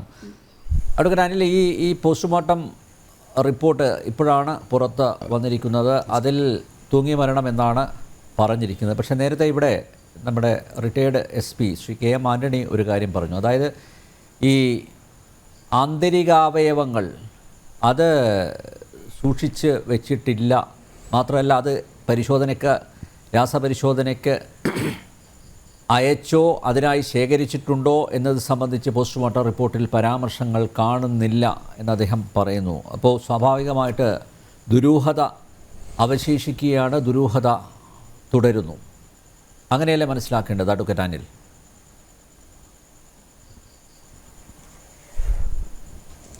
തീർച്ചയായിട്ടും ഈ ശ്രീ നവീൻ ബാബുവിൻ്റെ മരണം തുടക്കം മുതലേ വളരെ ദുരൂഹത നിറഞ്ഞതായിരുന്നു. അതിനകത്ത് ശക്തമായൊരു ഗൂഢാലോചന നടന്നിട്ടുണ്ട്. ഒരു ഗുരുതരമായ ഗൂഢാലോചനയുടെ ഇരയാണ് ശ്രീ നവീൻ ബാബു. അത് അദ്ദേഹത്തിൻ്റെ കൊലപാതകത്തിന് മുമ്പ് സംഭവിച്ചിട്ടുണ്ട്, കൊലപാതകത്തിന് ശേഷവും സംഭവിക്കുന്നുണ്ട്, ഇപ്പോഴും സംഭവിച്ചുകൊണ്ടിരിക്കുന്നുണ്ട്. ഈ വസ്തുത വളരെ തുടക്കത്തിൽ തന്നെ ഞങ്ങൾ രേഖാമൂലം പരാതിയായി എഴുതി നൽകിയതാണ്. ആ ഒരു ഭാഗത്തേക്ക് ഈ അന്വേഷണം എത്തുന്നില്ല എന്നുള്ളത് കൊണ്ട് തന്നെയാണ് ബഹുമാനപ്പെട്ട കേരള ഹൈക്കോടതിയെ അഭിപ്രായം പ്രാപിച്ച് ഇത് മറ്റൊരു ഏജൻസി അന്വേഷിക്കണം എന്ന് ഞങ്ങൾ ആവശ്യപ്പെട്ടത്. ഒരു കാര്യം നമുക്ക് ശ്രദ്ധിച്ചാൽ മനസ്സിലാകും. ഇതിനകത്ത് 2 കാര്യങ്ങൾ വളരെ വ്യക്തമായി പറയേണ്ടി വരും. ശ്രീ നവീൻ ബാബു എന്ന വ്യക്തി ഒരിക്കലും ജീവിച്ചു കൊതിർന്ന ഒരു വ്യക്തിയല്ല. അദ്ദേഹം വളരെ വാത്സല്യനിധിയായ ഒരു പിതാവായൊരു ഭർത്താവാണ്, ഒരു കുടുംബനാഥനാണ്. അതിനൊക്കെ അപ്പുറം തൻ്റെ സർവീസിലെ ശിഷ്ടകാലം സ്വന്തം നാട്ടിൽ അഭിമാനത്തോടെ തല ഉയർത്തി ഒരു നല്ല ഓഫീസറായി വിരമിച്ച് അതോടൊപ്പം തൻ്റെ വീട്ടുകാരൻ, തൻ്റെ ഇളയ മകളുടെ വിദ്യാഭ്യാസമായാലും മൂത്ത മകളുടെ വിവാഹമായാലും എന്തിനേറെ പറയുന്നു, സ്വന്തം ഈ വീട്ടുവളപ്പിലെ പച്ചക്കറി കൃഷി വരെ നോക്കി നടത്തണമെന്ന് ആഗ്രഹിച്ച വളരെ സാധുവായ ഒരു മനുഷ്യൻ. 32 വർഷത്തെ അദ്ദേഹത്തിൻ്റെ ഏറ്റവും വലിയ സമ്പാദ്യം അദ്ദേഹത്തിൻ്റെ ഔദ്യോഗിക ജീവിതത്തിൽ അദ്ദേഹം നേടിയെടുത്ത റെപ്യൂട്ടേഷനായിരുന്നു. അതോടൊപ്പം ആ റെപ്യൂട്ടേഷനാണ് ഒരൊറ്റ നിമിഷം കൊണ്ട് ഒരു ഗൂഢാലോചന ഫലമായി വന്ന് ഈ കേസിൽ ഇരയാക്കപ്പെട്ട വ്യക്തി എന്നത്തേക്ക് അട്ടിമറിക്കാൻ ശ്രമിച്ചത്. അതിനോടൊപ്പം വളരെ ശ്രദ്ധിക്കേണ്ട ഒരു കാര്യം, വളരെ വ്യക്തമായ ഒരു മരണഭീഷണി ഈ കേസിൽ ഇപ്പോൾ പ്രതിയാക്കപ്പെട്ട വ്യക്തിയുടെ ആ പ്രസംഗത്തിനുണ്ടായിരുന്നു. അവർ ഉപയോഗിച്ച വാക്ക് സിവിൽ ഡെത്ത് എന്നാണ്. സിവിൽ ഡെത്തിനെ പറ്റി എല്ലാവർക്കും അറിയാം. സിവിൽ ഡെത്ത് രണ്ട് തരത്തിലുണ്ടാകാം. ഒരു ഫിസിക്കൽ ഡെത്തിന് ശേഷം അദ്ദേഹം ഒരു വ്യക്തി ഈ സമൂഹത്തിൽ ഇല്ലാതാവുമ്പോൾ സിവിൽ ഡെത്ത് സംഭവിക്കാം. അല്ലെങ്കിൽ ഒരു വ്യക്തിയെ ഏറെ നാൾ 7 വർഷക്കാലോളം അറിയപ്പെടാതെ പോകുമ്പോൾ കോടതി അയാൾക്ക് സിവിൽ ഡെത്ത് സംഭവിച്ചതായി പ്രഖ്യാപിക്കും. എന്തായാലും ഡെത്ത് അല്ലെങ്കിൽ മരണം താങ്കൾക്ക് സംഭവിക്കാൻ പോകുന്നു എന്ന ശക്തമായ ഭീഷണിയാണ് ഈ പ്രസംഗത്തിൽ നൽകിയത്. ഇത് ശ്രദ്ധിക്കേണ്ട ഒരു വിഷയം, ഇത് പി ദിവ്യ സ്വന്തം ആവശ്യത്തിലേക്ക് വേണ്ടി എത്തി പറഞ്ഞതല്ല. പ്രശാന്ത് എന്ന വ്യക്തിയെ സഹായിക്കാൻ, നിയമം വിട്ട് സഹായിക്കാൻ ശ്രീ നവീൻ ബാബു തയ്യാറായില്ല. ഈ അന്നത്തെ ജില്ലാ പഞ്ചായത്ത് പ്രസിഡന്റ് ആവശ്യപ്പെട്ട സമയത്ത് NOC നൽകിയില്ല എന്നുള്ളതാണ് അവരെ പ്രകോപിപ്പിച്ചത്. ആ കണ്ണൂരെ രാഷ്ട്രീയം എന്നെക്കാട്ടിൽ വളരെ വ്യക്തമായിട്ട് അങ്ങേക്കറിയാം. അവിടെ ഒരുപാട് മരണങ്ങൾ, കൊലപാതകങ്ങൾ, ആത്മഹത്യകളായിട്ടുള്ള സ്ഥലമാണ്. കളരിപ്പയറ്റിൻ്റെ ആയോധന കലയുടെയൊക്കെ വലിയ കേന്ദ്രമാണ്. ഇവിടെ ഈ നവീൻ ബാബു എന്നൊരു വ്യക്തി മരണപ്പെട്ടതിൽ ദുരൂഹതയുണ്ട് എന്ന് പറയുമ്പോൾ അത് ഈ ഭീഷണിയുടെ വശം കൊണ്ട് മാത്രമല്ല, അത് അന്വേഷണത്തിൽ ഒരു ദുരൂഹതയുണ്ട്. ഒരു വ്യക്തിയിലേക്ക് മാത്രം കേന്ദ്രീകരിച്ച് പോകുമ്പോൾ ഞാൻ ആദ്യമേ സൂചിപ്പിച്ചതാണ്, അതിലെ ഈ പ്രസംഗിച്ച വ്യക്തി ഒരു മൈക്ക് മാത്രമാണ്. അതെ, തീർച്ചയായും അവരൊരു ഉച്ചഭാഷിണി മാത്രമാണ്. അവർക്ക് പിന്നിൽ പ്രവർത്തിച്ച ഒരുപാട് വ്യക്തികളുണ്ട്. അവർക്ക് ഈ പ്രസംഗത്തിന് മുമ്പ്, പ്രസംഗത്തിന് ശേഷം, എന്തിനേറെ ഇപ്പോഴും എല്ലാവിധ സഹായങ്ങളും ചെയ്തു കൊടുക്കുന്ന കുറേയേറെ വ്യക്തികളുണ്ട്. അവരുടെ ഉദ്ദേശവും ലക്ഷ്യവും കൂടി ഈ ബഹുമാനപ്പെട്ട കോടതിയുടെ മുമ്പിൽ എത്തിയാൽ മാത്രമേ ഈ കേസിൽ പ്രതി ചേർക്കപ്പെട്ട വ്യക്തികൾ നിയമപരമായ ശിക്ഷ ഏറ്റുവാങ്ങാൻ പ്രാപ്തരാവുകയുള്ളൂ. അല്ല എങ്കിൽ ഒരു പ്രസംഗം കേട്ടു, അതിൻ്റെ പേരിൽ ശ്രീ നവീൻ ബാബു ആത്മഹത്യ ചെയ്തു, അതിനകത്ത് എന്താണ് അദ്ദേഹത്തിൻ്റെ മനക്കെട്ടിയുടെ കുറവ് കൊണ്ടാണ് എന്നൊരു വ്യാഖ്യാനത്തോടു കൂടി നിയമത്തിൻ്റെ നൂലാമാലകളിൽ നിന്നും കുറച്ച് കഴിയുമ്പോൾ പ്രതിയാക്കപ്പെട്ട വ്യക്തിയും ഊരിപ്പോരുമെന്നറിയാവുന്ന വ്യക്തമായ നിയമബോധമുള്ളവരുടെ സഹായത്തോടു കൂടിയാണ് ഇപ്പോൾ ഈ അന്വേഷണവും അതിൻ്റെ മറ്റു കാര്യങ്ങളും മുന്നോട്ട് നടന്നു പോകുന്നത്. തുടക്കം തൊട്ടേ പറഞ്ഞതാണ്, വളരെ വ്യക്തമായി ഇതിൻ്റെ പിന്നിൽ ഒരു ഗൂഢാലോചനയുണ്ട്.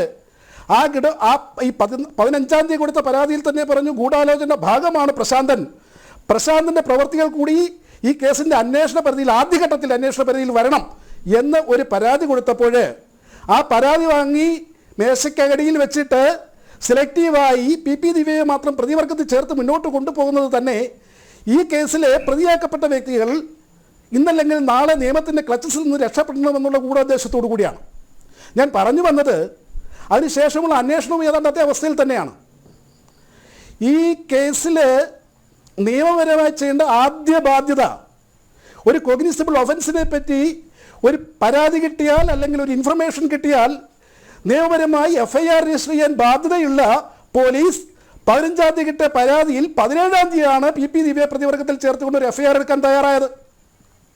പിന്നീട് അദ്ദേഹത്തിൻ്റെ അറസ്റ്റുമായിട്ട് ബന്ധപ്പെട്ട കാര്യങ്ങൾ നമ്മൾ കണ്ടു. എത്ര ദിവസമാണ് അറസ്റ്റ് മുന്നോട്ട് പോയത്? ബഹുമാനപ്പെട്ട കോടതിയുടെ ആൻറ്റിസിപ്പേറ്ററി നിഷേധിക്കപ്പെട്ട ശേഷം അവർ പറഞ്ഞ സമയത്ത് ഈ വ്യക്തി അറസ്റ്റ് ചെയ്യപ്പെടുകയായിരുന്നു. അങ്ങനെ അന്വേഷണത്തിലെ പ്രതിവർഗത്തിൽ ചേർക്കുന്നത് അന്വേഷണത്തിലെയൊക്കെ ഒരു തികഞ്ഞ ദുരൂഹതയുള്ളത് കൊണ്ടാണ്. അത് മാത്രമല്ല, ഞങ്ങൾ വളരെ വ്യക്തമായി ഞങ്ങളുടെ പരാതിയിൽ പറഞ്ഞിട്ടുണ്ട്, ഇപ്പോൾ പ്രതിവർഗത്തിൽ ചേർത്തിരിക്കുന്ന വ്യക്തി അത്ര നിസ്സാരക്കാരിയായി കാണാൻ പറ്റുന്ന ആളല്ല. അവരിപ്പോഴും വളരെ ഔദ്യോഗികമായ പല ഔദ്യോഗിക സ്ഥാനങ്ങളും വഹിക്കുന്ന വ്യക്തിയാണ്. ഒപ്പം ഈ കേരള രാഷ്ട്രീയത്തിൻ്റെ അങ്ങ് തലപ്പത്ത് സ്വാധീന ശേഷിയുള്ള വ്യക്തിയാണ്. അപ്പം അങ്ങനെ പല ഘടകങ്ങളും ഉള്ളത് കൊണ്ടാണ് ഇത് കേരള പോലീസിൻ്റെ അന്വേഷണം ഒരുപക്ഷെ എത്തേണ്ട ദിശയിലേക്ക് എത്തില്ല എന്ന് വ്യക്തമായ ധാരണയുള്ളത് കൊണ്ടാണ് ബഹുമാനപ്പെട്ട കോടതിയെ ഞങ്ങൾ സമീപിച്ചത്. ഒരു കാര്യം ചോദിച്ചോട്ടെ, അന്ന് നവീൻ ബാബുവിന്റെ മൃതദേഹം ഏറ്റുവാങ്ങാൻ താങ്കൾ കണ്ണൂരിലേക്ക് പോയിരുന്നോ? ഈ ഇൻക്വസ്റ്റ് അത് ഇപ്പം നേരത്തെ ശ്രീ കെ എം ആൻ്റണി പറഞ്ഞത് ഈ രക്തബന്ധം ഉള്ളവരുടെ സാന്നിധ്യത്തിൽ തന്നെ നടത്തണം, അങ്ങനെ പ്രത്യേക അതിൻ്റെ നടപടിക്രമങ്ങളിൽ അത് പറഞ്ഞിട്ടുണ്ട് എന്ന്. ഞങ്ങൾ എത്തിയതിന് ശേഷമേ ഇൻക്വസ്റ്റ് നടത്താൻ പാടുള്ളൂ എന്ന ആവശ്യം ഉന്നയിച്ചിരുന്നോ? മാത്രമല്ല, പരിയാരം മെഡിക്കൽ കോളേജിൽ ഒരു കാരണവശാലും പോസ്റ്റ്മോർട്ടം നടത്തരുത്, കോഴിക്കോട് മെഡിക്കൽ കോളേജിൽ തന്നെ നടത്തണം എന്ന് ആവശ്യപ്പെട്ടിട്ടും എന്തുകൊണ്ട് നിങ്ങളുടെ ആവശ്യം അത് നിഷ്കരുണം തള്ളിക്കളഞ്ഞു? ഇതിന് പിന്നീട് എപ്പോഴെങ്കിലും കലക്ടറോട് സംസാരിച്ചപ്പോൾ എന്തെങ്കിലും മറുപടി കിട്ടിയിരുന്നോ?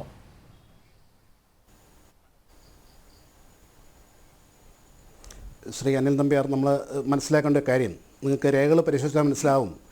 10-15 ഇൻക്വസ്റ്റ് നടപടികൾ ആരംഭിക്കുന്നു. 11:45 1.5 മണിക്കൂർ കൊണ്ട് ഇൻക്വസ്റ്റ് പൂർത്തിയാക്കുന്നു. 11:45 മൃതദേഹം അത് കാണപ്പെട്ട സ്ഥലത്ത് നിന്ന് പരിയാരം മെഡിക്കൽ കോളേജിലേക്ക് മാറ്റപ്പെടും. ഈ 11:45 വരെ എന്ന് പറയുന്ന നിമിഷം വരെ ഞങ്ങളെ ആരും ബന്ധപ്പെട്ടിട്ടില്ല.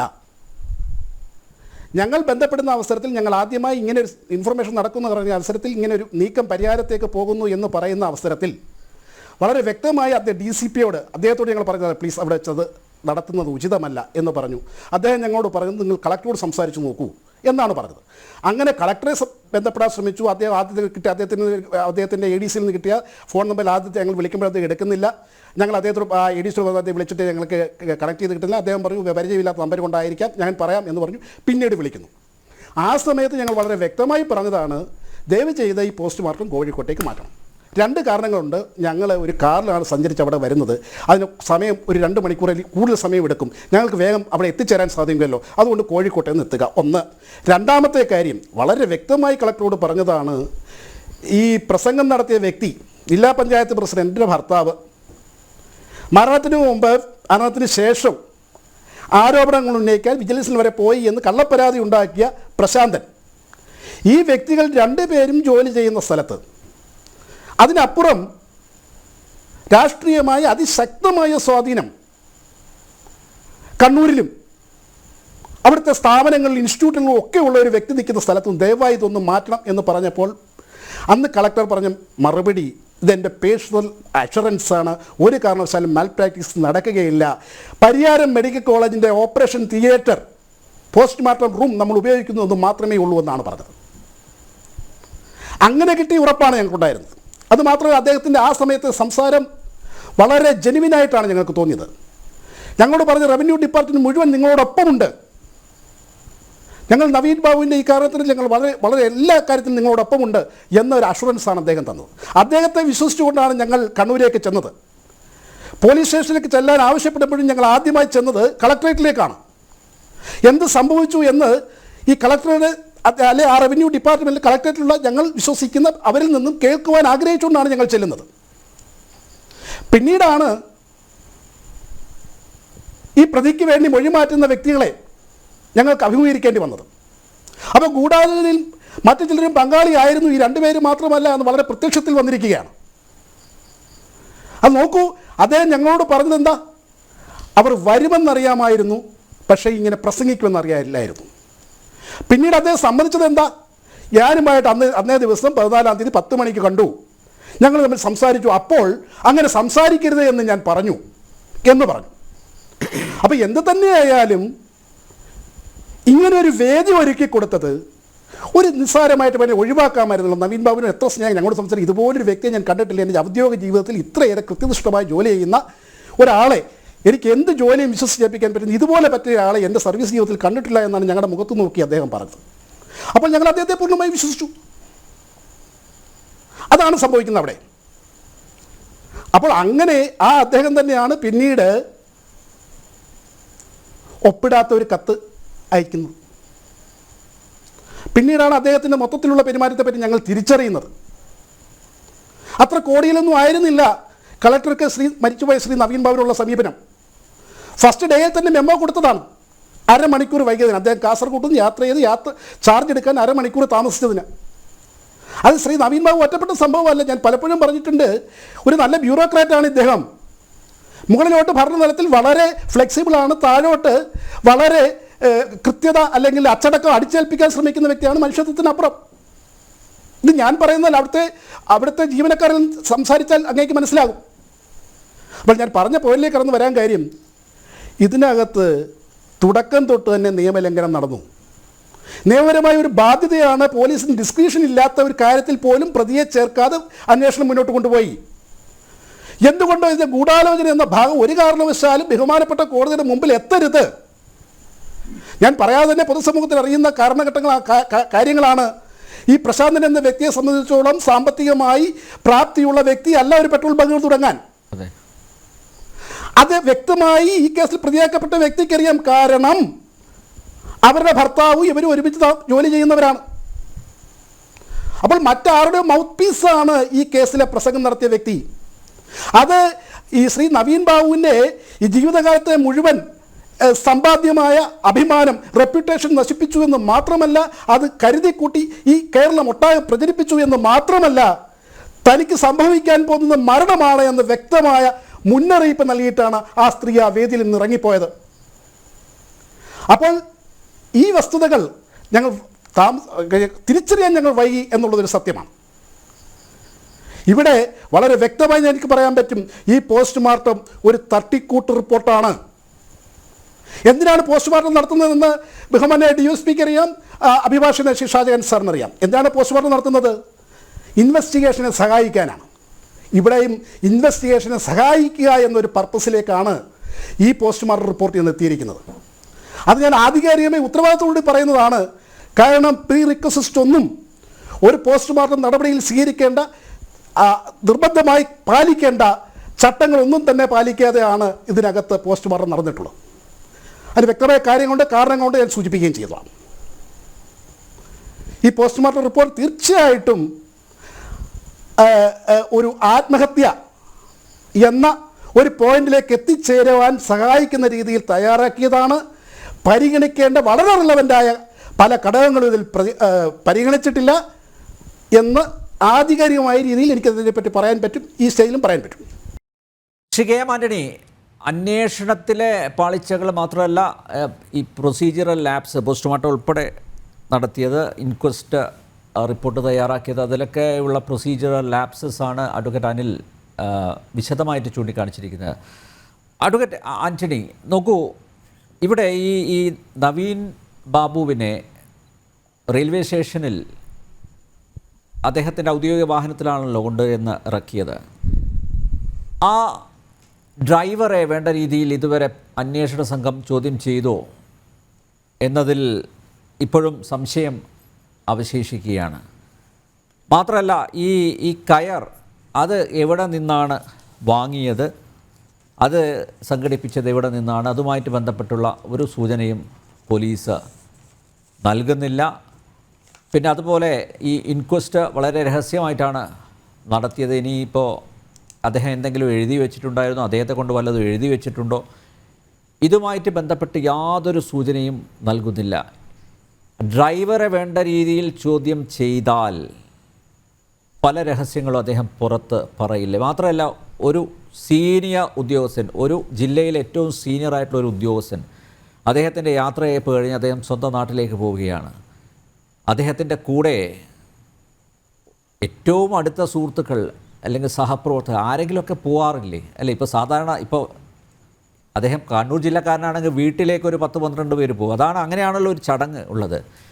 ഇത് അദ്ദേഹവും ഡ്രൈവറും മാത്രം പോകുന്നു. ഇടയ്ക്കൊരു കോൾ വരുന്നു, അദ്ദേഹം ആ മുനീശ്വരൻ കോവിലിൻ്റെ അവിടെ ഇറങ്ങുന്നു, പിന്നെ പോകുന്നു എന്നൊക്കെയുള്ള ആ കഥകൾക്ക് അപ്പുറത്തേക്ക് ഇപ്പോഴും യാഥാർത്ഥ്യം, വസ്തുതകൾ ഇപ്പോഴും മറഞ്ഞു കിടക്കുക തന്നെയല്ലേ? നേരത്തെ അഡ്വക്കേറ്റ് അനിൽ ചൂണ്ടിക്കാണിച്ചതുപോലെ വ്യക്തമായ ഗൂഢാലോചന, വളരെ ആസൂത്രിതമായിട്ട് ഇദ്ദേഹത്തെ ഇല്ലാതാക്കണം എന്നൊരു പ്ലാനിങ് അവിടെ നടന്നിട്ടുണ്ട്. പക്ഷേ ആ ഗൂഢാലോചനയിലേക്ക് പോകാൻ പോലീസ് ആഗ്രഹിക്കുന്നേ ഇല്ല എന്നല്ലേ ഇപ്പോൾ ഈ അന്വേഷണ ഗതിയിൽ നിന്ന് നമ്മൾ മനസ്സിലാക്കേണ്ടത്? ഇതില് ഈ ഒരു ADM ഒരു കളക്ടറേറ്റിൽ ജോലി കഴിഞ്ഞ് ട്രാൻസ്ഫറായി പോകുന്ന വേളയിൽ, യാത്രയേക്കും കഴിഞ്ഞ് പോകുന്ന വേളയിൽ റെയിൽവേ സ്റ്റേഷൻ വരെ പോകുന്നു. മുനീശ്വരൻ കോവില് അല്ലെ റെയിൽവേ സ്റ്റേഷൻ അടുത്തുള്ള ഒരു അമ്പലത്തിനടുത്ത് ഇറങ്ങുന്നു. അപ്പൊ അതിനർത്ഥം ഡ്രൈവറും ഈ ADM-ഉം അതായത് നവീൻ ബാബുവും മാത്രമേ ഉണ്ടായിരുന്നുള്ളൂ എന്നാണ് നമ്മൾ മനസ്സിലാക്കുന്നത്. കാരണം മുമ്പ് പറഞ്ഞതുപോലെ ജില്ലയിലാണെങ്കിൽ ആളുകൾ വണ്ടി കയറ്റി വിടാനായിട്ട് പോകുന്ന ഒരു രീതിയുണ്ട്. അതെങ്ങനെയാണ് അവിടുത്തെ സാഹചര്യം എന്നുള്ളത് നമുക്ക് അറിയാൻ പറ്റില്ല. സാധാരണ ഇങ്ങനെ ട്രാൻസ്ഫർ ആയി പോകുമ്പോൾ യാത്രയപ്പ് കഴിഞ്ഞു പോകുമ്പോൾ ഒരു LD ക്ലാർക്കോ UD ക്ലാർക്കോ ട്രാൻസ്ഫർ ആയിട്ട് പോകുമ്പോൾ പോലും വലിയ ഗംഭീരമായിട്ടുള്ള യാത്രയപ്പ് നൽകാറുണ്ട്. അതാണ് അത് പതിവ്. പ്രത്യേകിച്ച് കണ്ണൂരിൽ അങ്ങനെയാണ്. കണ്ണൂരുകാരെ കുറിച്ച് അറിയാവുന്നവർക്ക് അങ്ങനെ പറയാൻ പറ്റുള്ളൂ. അതൊരു ഒരു ഒരു ഗംഭീര യാത്രയപ്പായിരിക്കും. എന്തുകൊണ്ട് നവീൻ ബാബുവിന് അത് കിട്ടിയില്ല? എന്തുകൊണ്ട് അദ്ദേഹത്തെ ആരും അനുഗമിച്ചില്ല? ഇതൊക്കെ വലിയൊരു ചോദ്യമായിട്ട് അവശേഷിക്കുക. തീർച്ചയായിട്ടും അത് സാധാരണ ഈ രീതിയിലുള്ള ഒരു ഉദ്യോഗസ്ഥൻ പോകുമ്പോൾ സ്ഥലം മാറി പോകുന്ന വേളയിൽ അങ്ങനെ തന്നെ ആരെങ്കിലും ഒക്കെ റെയിൽവേ സ്റ്റേഷൻ വരെയെങ്കിലും അനുഗമിക്കാറുണ്ട്. അത് സാധാരണയാണ്. ഇപ്പം ഈ സംഭവത്തിൽ അല്ലെങ്കിൽ നവീൻ ബാബുവും അല്ലെങ്കിൽ അദ്ദേഹം ജോലി ചെയ്തിരുന്ന ഓഫീസുമായിട്ടുള്ള എങ്ങനെയായിരുന്നു എന്നുള്ളതിനെ സംബന്ധിച്ച് നമുക്ക് അറിഞ്ഞുകൂടാ. അതോ ആരും അദ്ദേഹത്തോടൊപ്പം പോവുകയോ യാത്രയ്ക്കാൻ തയ്യാറാവുകയോ ചെയ്യാതിരുന്നത് എന്താണെന്ന് അറിഞ്ഞുകൂടാ. പിന്നെ വീണ്ടും അദ്ദേഹം അവിടെ ഇറങ്ങിയതിന് ശേഷം ഇപ്പൊ ഈ പറഞ്ഞതുപോലെ വീണ്ടും ക്വാർട്ടേഴ്സിൽ തിരിച്ചു വരുന്ന ഒരു സാഹചര്യം ഉണ്ടാകുന്നു. ഇപ്പൊ പറഞ്ഞു ഡ്രൈവറ് ശരിയായ രീതിയിൽ ചോദ്യം ചെയ്തില്ല അല്ലെങ്കിൽ ചോദ്യം ചെയ്യണമെന്ന് പറയുന്നു. എന്താണ് ഇതിന്റെ അത് അത്രയും കുറെ കാര്യങ്ങളില് ഒരു വ്യക്തത അന്വേഷണ ഉദ്യോഗസ്ഥർക്ക് ലഭിച്ചിട്ടുണ്ടായിരിക്കാം. പക്ഷെ നമുക്ക് പുറമേ അതറിയാൻ കഴിയുന്നില്ല. സാധാരണഗതിയിൽ ഇതിനെപ്പറ്റി ചിന്തിക്കുന്ന ഒരാൾക്ക് ആ കുറെ കാര്യങ്ങളില് ഒരു അവ്യക്തത പോലെ തോന്നാറുണ്ട്. അതുപോലെ തന്നെ ഇപ്പം ശ്രീ നവീൻ ബാബുവിന്റെ ബന്ധുവായിട്ടുള്ള അഡ്വക്കേറ്റ് അനില് പറഞ്ഞത് ആ സാഹചര്യങ്ങളെല്ലാം വിലയിരുത്തിക്കൊണ്ട് തന്നെയാണ് അവർ. അതുകൊണ്ടാണ് അവരിപ്പോ ഹൈക്കോടതിയെ സമീപിച്ചിരിക്കുന്നത്. മറ്റൊരു ഏജൻസിയുടെ അന്വേഷണം ആവശ്യമുണ്ട്, അല്ലെങ്കിൽ ഇതിൽ അവർക്ക് ഗൗരവതരമായ സംശയങ്ങൾ ഉണ്ട് എന്നുള്ളൊരു അവസ്ഥയാണ്. അദ്ദേഹം അതിനെ സംബന്ധിച്ചാണ് പറഞ്ഞതല്ല. അപ്പോ നമ്മൾ സാധാരണ നിലയ്ക്ക് വ്യക്തത വരുത്തേണ്ട കുറെ കാര്യങ്ങൾ കൂടി ഇതിൽ അവശേഷിക്കുന്നുണ്ടോ എന്നുള്ള ഒരു സംശയമുണ്ട്. കാരണം അത് സ്വാഭാവികമായിട്ടും ഒരാൾക്ക് തോന്നാവുന്നതാണ്. എന്താണ് അവിടെ സംഭവിച്ചത്, അല്ലെങ്കിൽ എങ്ങനെയാണ് ഇപ്പൊ ആത്മഹത്യയാണെങ്കിൽ ആത്മഹത്യയിലേക്ക് നയിച്ച ആരുടെ കോൾ കിട്ടിയപ്പോഴാണ് നവീൻ ബാബു മുനീശ്വരൻ കോവിലിൽ ഇറങ്ങിയത്? അതുമായി ബന്ധപ്പെട്ട് കാസർഗോഡ് നിന്ന് വന്ന ഒരു കോളാണെന്ന് പറയുന്നു. അവിടെ പെട്രോൾ പമ്പ് നടത്തുന്ന ഇവരുടെയൊക്കെ, അതായത് കണ്ണൂർ ജില്ലയിലെ പല പാർട്ടി നേതാക്കന്മാർക്കും ബിനാമി ഇടപാടുകളുണ്ട്. അതെല്ലാവർക്കും അറിയാവുന്ന കാര്യമാണ്. ഈ പെട്രോൾ പമ്പൊന്നുമല്ല, അതിനപ്പുറത്തേക്ക് വലിയ ഭൂമി കച്ചവടമൊക്കെ ഉണ്ട്. ഈ ഒരു പെട്രോൾ പമ്പിനെ ചൊല്ലിയാണ് ഈ ഒരു പ്രശ്നം ഉണ്ടായതെന്നൊന്നും ഞാൻ കരുതുന്നില്ല. അതിനപ്പുറത്തേക്ക് വലിയ ഭൂമി കുംഭകോണം അതൊക്കെ നവീൻ ബാബുവിന് അറിയാം. അതുകൊണ്ടാണ് അദ്ദേഹം ഒരു കാരണവശാലും ജില്ല വിട്ടു പോകരുത് എന്ന് അവിടുത്തെ CPM നേതൃത്വം ആഗ്രഹിച്ചതും അദ്ദേഹത്തിൻ്റെ സ്ഥലമാറ്റം തടഞ്ഞതും. അങ്ങനെ പലതും അറിയാവുന്ന ആളുകളുണ്ട്. പാർട്ടിക്കകത്തുള്ളവർ തന്നെ ഇതൊക്കെ കൃത്യമായിട്ട് വിളിച്ചു പറയുന്നുണ്ട്. പക്ഷേ രഹസ്യമായിട്ടല്ലേ പറയാൻ പറ്റുള്ളൂ. പെട്രോൾ പമ്പ് ഇതാണ്. മാത്രമല്ല അദ്ദേഹം നേരത്തെ പറഞ്ഞ പോലെ വെറും ഒരു മൈക്ക് ആയിട്ട് മാത്രമാണ് ദിവ്യയെ ഉപയോഗിച്ചത്. ഒരു കരുവായിട്ടാണ് അവരെ ഉപയോഗിച്ചത്. കാരണം അവിടെ അങ്ങ് നിൽക്കുമല്ലോ, അതിനപ്പുറത്തേക്ക് അന്വേഷണം പോലും. ഇപ്പം നോക്കൂ, പ്രതിസ്ഥാനത്ത് ദിവ്യ മാത്രമാണ്. എന്തുകൊണ്ട് ഈ പ്രശാന്തനെ പ്രതിസ്ഥാനത്ത് കൊണ്ടുവരുന്നില്ല? എന്തുകൊണ്ട് ഞാൻ പറഞ്ഞതുപോലെ ഇദ്ദേഹത്തെ ഈ ഡ്രൈവറെ എന്തുകൊണ്ട് വേണ്ട രീതിയിൽ ചോദ്യം ചെയ്യുന്നില്ല? ഈ അവസാനം വിളിച്ചു എന്ന് പറയുന്ന ആ വ്യക്തി എന്തുകൊണ്ട് ഈ ചിത്രത്തിലേക്ക് വരുന്നില്ല? ദിവ്യയിൽ അങ്ങ് അവസാനിപ്പിക്കുക. അതിനപ്പുറത്തേക്ക് കേരള പോലീസിൻ്റെ അന്വേഷണം പോകില്ല എന്ന് ഉറച്ച് വിശ്വസിക്കുന്നു. സ്വാഭാവികമായിട്ടും CBI വരട്ടെ എന്ന് നവീൻ ബാബുവിൻ്റെ കുടുംബം ആഗ്രഹിച്ച അതിന് എന്തിനാണ് സർക്കാർ എതിര് നിൽക്കുന്നത്? മാത്രമല്ല CPM സംസ്ഥാന സെക്രട്ടറി MV ഗോവിന്ദനാണ് CBI ഒന്നും വരണ്ട എന്ന്. അദ്ദേഹത്തിന് എന്താണാവോ ഇതിൽ പ്രത്യേക താല്പര്യം? അല്ല, അത് രാഷ്ട്രീയമായിട്ട് നമുക്ക് അതിനൊരു അഭിപ്രായം പറയാം. അത് വേണ്ട, അത് സാറ് പറയണ്ട, സാർ അത് പറയണ്ട. പിന്നെ ഈ പോലീസ് ഇപ്പൊ ഹൈക്കോടതിയിൽ സമർപ്പിച്ചിരിക്കുന്ന റിപ്പോർട്ടില് പോലീസിന്റെ അന്വേഷണം, അതായത് കേരള പോലീസിന്റെ റിപ്പോർട്ടാണ് കൊടുത്തിരിക്കുന്നത്. ഗവൺമെന്റിന് വേണ്ടി അവിടെ ഹാജരാകുന്ന അഡ്വക്കേറ്റ് ജനറലോ അല്ലെങ്കിൽ ഡയറക്ടർ ജനറൽ ഓഫ് പ്രോസിക്യൂട്ടറോ അല്ലെങ്കിൽ ഗവൺമെന്റ് ക്ലിയറോ ആണ് അവിടെ സമർപ്പിക്കുന്നത്. അത് പോലീസിന്റെ അന്വേഷണം മോശമാണ് എന്ന് കേരള പോലീസിന് പറയാൻ പറ്റുമോ? അവർ ഇതുവരെ അന്വേഷിച്ചുകൊണ്ടിരിക്കുന്ന കാര്യങ്ങളിൽ ഞങ്ങൾ അന്വേഷണം തെറ്റാണെന്ന് അവർക്ക് പറയാൻ പറ്റില്ലല്ലോ. സ്വാഭാവികമായിട്ടും ആ അന്വേഷണ ഏജൻസി ശരിയായ രീതിയിൽ അന്വേഷിച്ചുകൊണ്ടിരിക്കുന്നു എന്നുള്ള റിപ്പോർട്ടാണ് അത് ഹൈക്കോടതിയിൽ സമർപ്പിച്ചിരിക്കുന്നത്. അതിന്റെ കേസിന്റെ ഫയല് CD ഫയല് 12-ാം തീയതി ഹാജരാക്കാൻ പറഞ്ഞിട്ടുണ്ട്. ഹാജരാക്കുമോ എന്നുള്ളതാണ് നമ്മൾ കരുതുന്നത്. അപ്പൊ അന്ന് അയാൾ പരിശോധിച്ചതിന് ശേഷം മാത്രമേ കോടതിക്ക് അങ്ങനെ ഒരു നിഗമനത്തിലേക്ക് എത്താൻ പറ്റൂ. കാരണം അത് ഇരുഭാഗത്തിന്റെയും വാദം കേട്ടതിന് ശേഷം CD ഫയലും മറ്റു റെക്കോർഡുകളും ഇതുവരെ സമാഹരിച്ച തെളിവുകളും ഒക്കെ പരിശോധിച്ചതിന് ശേഷമേ ആ ഒരു ഘട്ടത്തിലേക്ക് കടക്കാൻ പറ്റൂ. കോടതി അതാണ് കേസ് മാറ്റി വെച്ചിരിക്കുന്നത്. വിശദമായ വാദത്തിനും മറ്റുമൊക്കെ ആയിട്ട് മാറ്റി വെച്ചിരിക്കുകയാണ്. അപ്പം നമുക്ക് കൃത്യമായി പറയാൻ ഒക്കില്ല ആ ഒരു കാര്യം. കാരണം പോലീസിന് അങ്ങനെ ഒരു റിപ്പോർട്ടേ കൊടുക്കാൻ പറ്റൂ. CBIയുടെ അന്വേഷണം വേണോ വേണ്ടയോ എന്ന് തീരുമാനിക്കുന്നത് കോടതിയാണ്. കാര്യങ്ങൾ പരിശോധിച്ചും രേഖകളും തെളിവുകളും CBI അറിയിച്ചിരിക്കുന്നു, ഞങ്ങൾ തയ്യാറാണ്, ഞങ്ങൾ അന്വേഷണത്തിന് തയ്യാറാണ്. പലപ്പോഴും CBI ഒഴിഞ്ഞു മാറുകയാണ് ചെയ്യുക. ഞങ്ങൾക്ക് നിരവധി കേസുകളുണ്ട്, ഇതിൻ്റെ പുറകെ പോകാൻ പറ്റില്ല എന്ന് പറയുന്ന, ഞങ്ങൾ ഹെൽപ്ലെസ് ആണ് എന്ന് പറയുന്ന CBI കോടതിയെ അറിയിച്ചത് ഞങ്ങൾ അന്വേഷണത്തിന് തയ്യാറാണ് എന്നാണ്. എന്തായാലും ഈ തയ്യാറാണെന്ന് പറഞ്ഞ ഉദ്യോഗസ്ഥർ ഇതൊക്കെ ഒന്ന് പരിശോധിച്ചിട്ടുണ്ടാവില്ലേ അല്ലേ? അങ്ങനെ ഒരു പരിശോധന, പ്രാഥമികമായിട്ടൊരു പരിശോധനയെങ്കിലും നടത്താതെ കയറി അങ്ങ് സമ്മതിക്കില്ലല്ലോ. ഇല്ല, CBIക്ക് ഇപ്പൊ ഈ കേസിന്റെ മറ്റ് ഏതെങ്കിലും തെളിവുകളോ അല്ലെങ്കിൽ അത് സംബന്ധമായിട്ടുള്ള ഒരു വിവരമോ ഉണ്ടാവണമെന്ന് നിർബന്ധമില്ല. അവരോട് അഭിപ്രായം ചോദിക്കുമ്പോൾ അവർ കൃത്യമായിട്ട് അത് പറയുന്നു മാത്രമേ ഉള്ളൂ. അത് കോടതി ഉത്തരവുണ്ടായാൽ ഞങ്ങൾ അന്വേഷിച്ചോളാം എന്ന് സാധാരണ എല്ലാ അവസ്ഥയിലും അങ്ങനെയാണ് പലപ്പോഴും പറയുന്നത്. ചില കേസുകളിൽ മാത്രം ഗവൺമെന്റ് റെഫർ ചെയ്ത് വരുന്നതാണെന്നുണ്ടെങ്കിൽ ചിലപ്പോൾ അവര് തിരക്കാണ് അല്ലെങ്കിൽ കേസുകളുടെ ബാഹുല്യമുണ്ട് എന്നൊക്കെ പറയാറുണ്ട്. ഇതിപ്പോ അവരുടെ അഭിപ്രായം ഇവിടെ അപ്രസക്തമാണ്. കാരണം കോടതി ഇപ്പൊ ഹൈക്കോടതി പോലെയുള്ള ഒരു കോടതി ഉത്തരവിട്ട് കഴിഞ്ഞാൽ CBI അത് ഏറ്റെടുത്ത് നോക്കും അന്വേഷണം. അതിനകത്ത് വേറെ അവരുടെ അഭിപ്രായം ചോദിച്ചു എന്ന് മാത്രം ഉള്ളതേ ഉള്ളൂ. അതിലൊരു പ്രത്യേകമായിട്ട് എന്തെങ്കിലും ഗൗരവമുള്ളതായിട്ട് എനിക്ക് കാണാൻ സാധിക്കുന്നില്ല. ഓക്കെ, ശ്രീ ഷാജഹാൻ, ഇവിടെ ഈ ഗൂഢാലോചന അദ്ദേഹം പറഞ്ഞത്, അഡ്വക്കേറ്റ് അനിൽ പറഞ്ഞത് ഗൂഢാലോചന നടന്നു എന്നുള്ളതാണ്. ഇദ്ദേഹത്തെ ഉന്മൂലനം ചെയ്യുക, ഇല്ലാതാക്കുക എന്ന കാര്യത്തിൽ സ്വാഭാവികമായിട്ടും ഇതിനെക്കുറിച്ച് സൂക്ഷ്മമായി പഠിച്ച വിലയിരുത്തിയ ഒരു വ്യക്തി എന്ന നിലയിൽ ആ ഗൂഢാലോചന നമുക്ക് തള്ളിക്കളയാൻ പറ്റുമോ? അല്ല, ഞാൻ തുടക്കം മുതൽ തന്നെ ഇതിനകത്ത് ഗൂഢാലോചനയുണ്ട് എന്ന് പറഞ്ഞ ഒരാളാണ്. തുടക്കം മുതൽ തന്നെ ഇത് ആത്മഹത്യയല്ല, ഇത് കൊലപാതകം എന്ന് പറഞ്ഞ ഒരാളാണ്. പക്ഷേ ഞാനൊക്കെ പറഞ്ഞ കാര്യങ്ങൾ മഞ്ജുഷയുടെ ഹൈക്കോടതിയിലെ ഹർജിയിൽ മഞ്ജുഷ വളരെ വിശദമായി തന്നെ പറയുന്നു എന്നുള്ളത് എന്നെപ്പോലുള്ള പൊതുപ്രവർത്തകരെ സംബന്ധിച്ചിടത്തോളം അഭിമാനകരമായിട്ടുള്ള കാര്യമാണ്. അഡ്വക്കേറ്റ് അനിൽ ഇവിടെ വന്ന് വളരെ വിശദമായി, ഇംഗ്ലീഷിൽ പറഞ്ഞാൽ വളരെ തോട്ട് പ്രൊവോക്കിംഗ് ആയിട്ടാണ് അദ്ദേഹം ഇവിടെ ഈ കാര്യം അവതരിപ്പിച്ചത്. അതിലേറ്റവും പ്രധാനപ്പെട്ട പോയിൻ്റായിട്ട് എനിക്ക് തോന്നിയത് ഇത് സമഗ്രമായിട്ടുള്ള ഒരു ഗൂഢാലോചനയാണ് എന്നാണ്. അതാണ് അനിലിൻ്റെ അവതരണത്തിലെ ഏറ്റവും അതിൻ്റെ ഹൃദയഭാഗം അതാണ് എന്നാണ് എനിക്ക് തോന്നുന്നത്. അതാണ് അതിനകത്തെ ഏറ്റവും പ്രധാനപ്പെട്ട കാര്യം.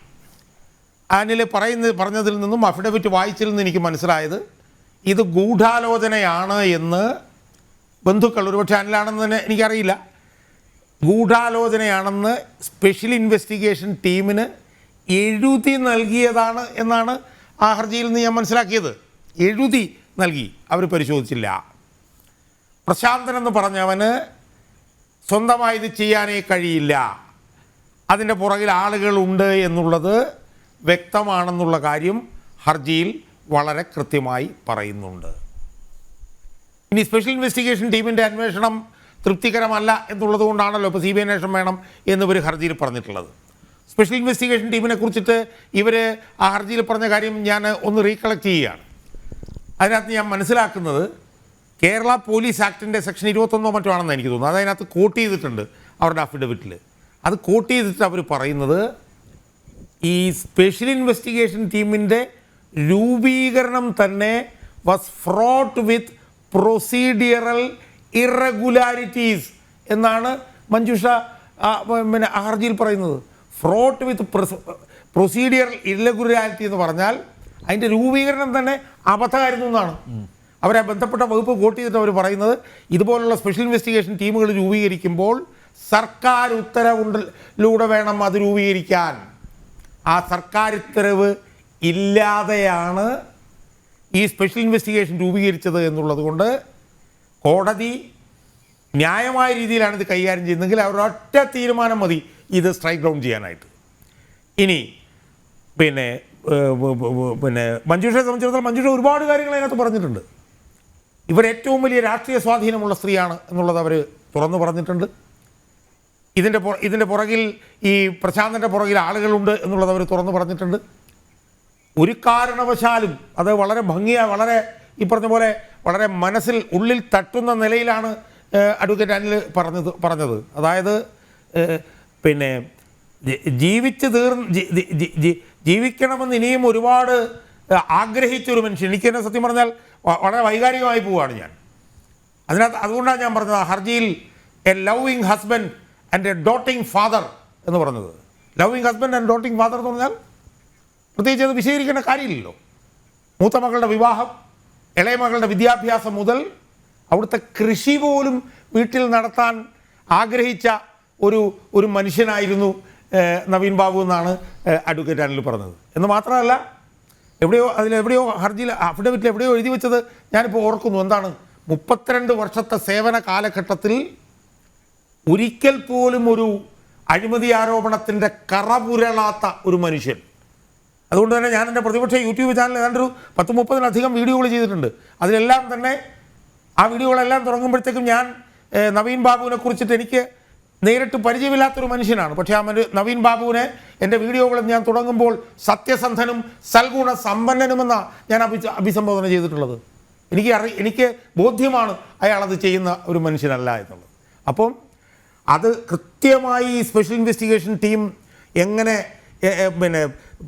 ശരിയായ രീതിയിൽ പ്രവർത്തിക്കില്ല എന്ന് പറഞ്ഞിട്ടുണ്ട്. ഞാൻ നേരത്തെ പറഞ്ഞു ഫ്രോട്ട് വിത്ത് പ്രൊസീഡിയറൽ ഇറഗുലാരിറ്റീസ് എന്ന് മാത്രമല്ല, അതിനകത്ത് പറയുന്ന വാക്ക് the SIT was functioning in a perfunctory manner എന്നാണ് അതിനകത്ത് ചോദിച്ചിരിക്കുന്നത്.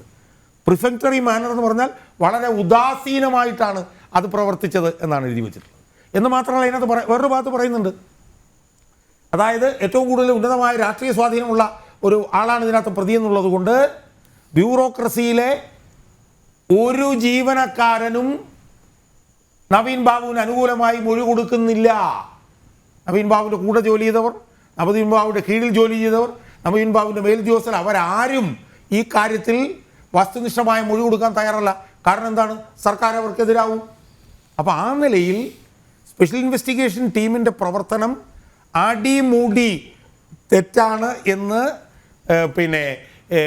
മഞ്ജുഷ തൻ്റെ ഹർജിയിൽ പറഞ്ഞത് ഞാനിപ്പോൾ ഓർക്കുകയാണ്. എനിക്കിനി ഒരു കാര്യം കൂടെ എനിക്ക് സൂചിപ്പിക്കുകയാണ്, ഞാൻ പെട്ടെന്ന് അവസാനിപ്പിച്ചേക്കാം. ഇത് കൊലപാതകമാണ് എന്നുള്ള കാര്യത്തിൽ ഒരു സംശയവും എന്നെ സംബന്ധിച്ചിടത്തോളം. ഞാൻ വളരെ നേരത്തെ തന്നെ ഇത് കോൾഡ് ബ്ലഡഡ് മർഡർ എന്ന് പറഞ്ഞതാണ്. എനിക്ക് അന്നുണ്ടായിരുന്ന ക്ലാരിറ്റിയേക്കാൾ വളരെ കൂടുതൽ ക്ലാരിറ്റി ഇപ്പോൾ ഉണ്ട്.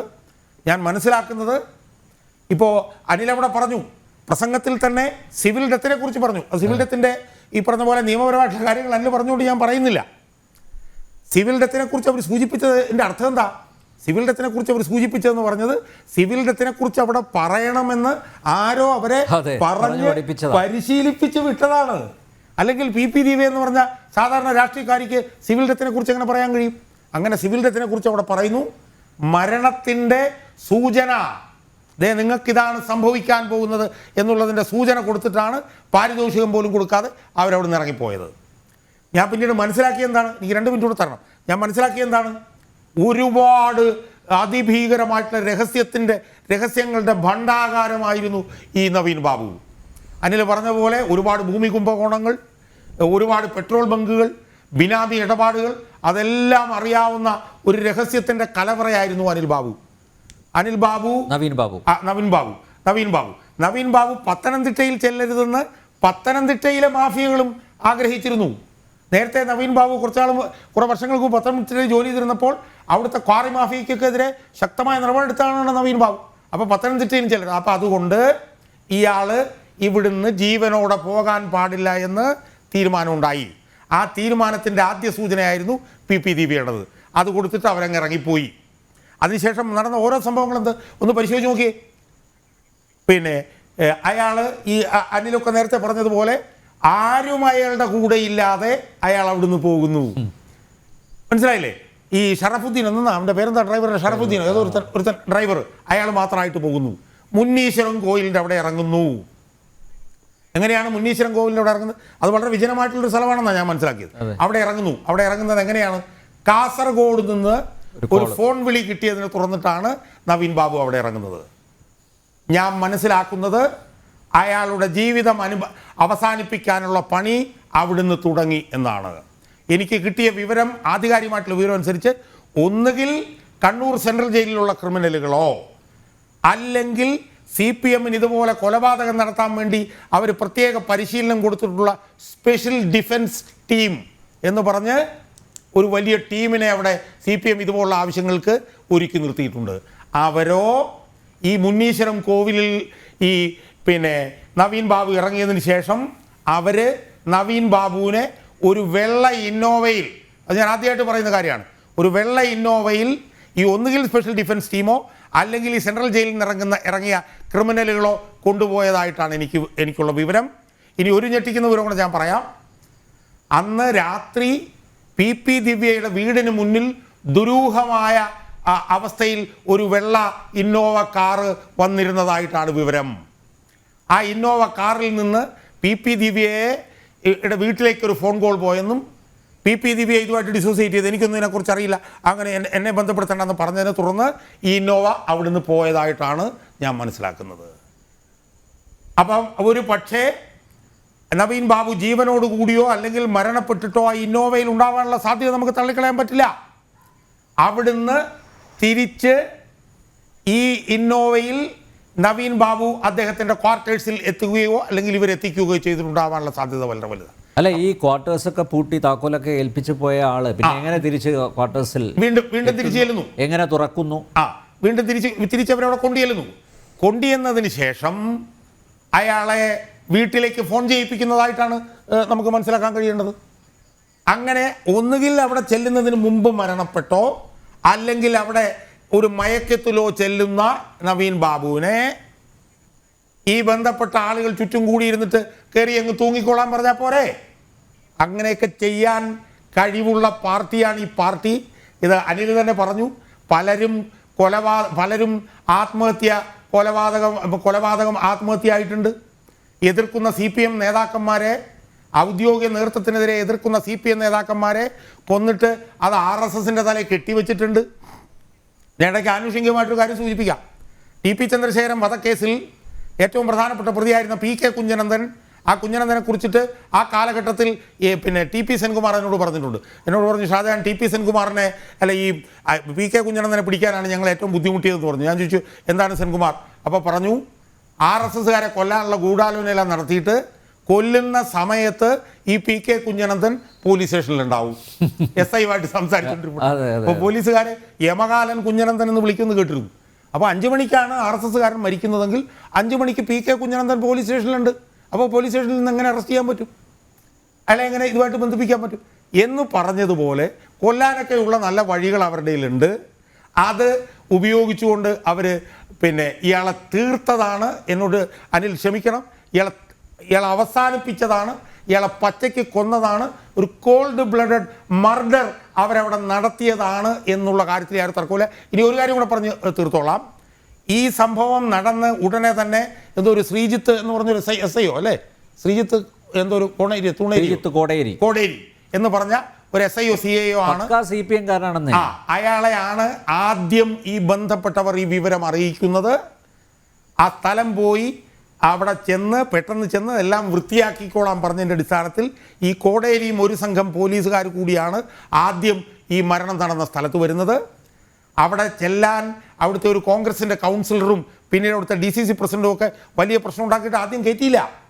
പക്ഷെ കയറ്റുന്നതിന് മുമ്പ് ആദ്യം ഗേറ്റ് അടച്ചു വെച്ചു. ഗേറ്റ് അവസാനം അവർ നിർബന്ധപ്രകാരം തുറന്ന് കയറുന്നതിനിടയിൽ അവിടെ എല്ലാ അന്വേഷണങ്ങളും നടത്തി എല്ലാം വൃത്തിയാക്കി ഈ മൃതദേഹം എടുത്ത് നിലത്തിട്ടിരുന്നു, എവിടെയോ കട്ടിലോ മറ്റോ ഇട്ടിരുന്നു, എല്ലാം ക്ലിയർ ആക്കിയിരുന്നു. ആ ആത്മഹത്യാക്കുറിപ്പെല്ലാം എവിടെയോ പോയിരുന്നു. അപ്പോൾ അതുകൊണ്ട് ഇത് ഒരു സംശയവും വേണ്ട, ഇത് കൊലപാതകമാണ് നടന്നിട്ടുള്ളത്. അവസാനം ഒരു സെൻറ്റൻസ് കൂടെ പറഞ്ഞുകൊണ്ട് ഞാൻ തീർത്തുകൊള്ളാം.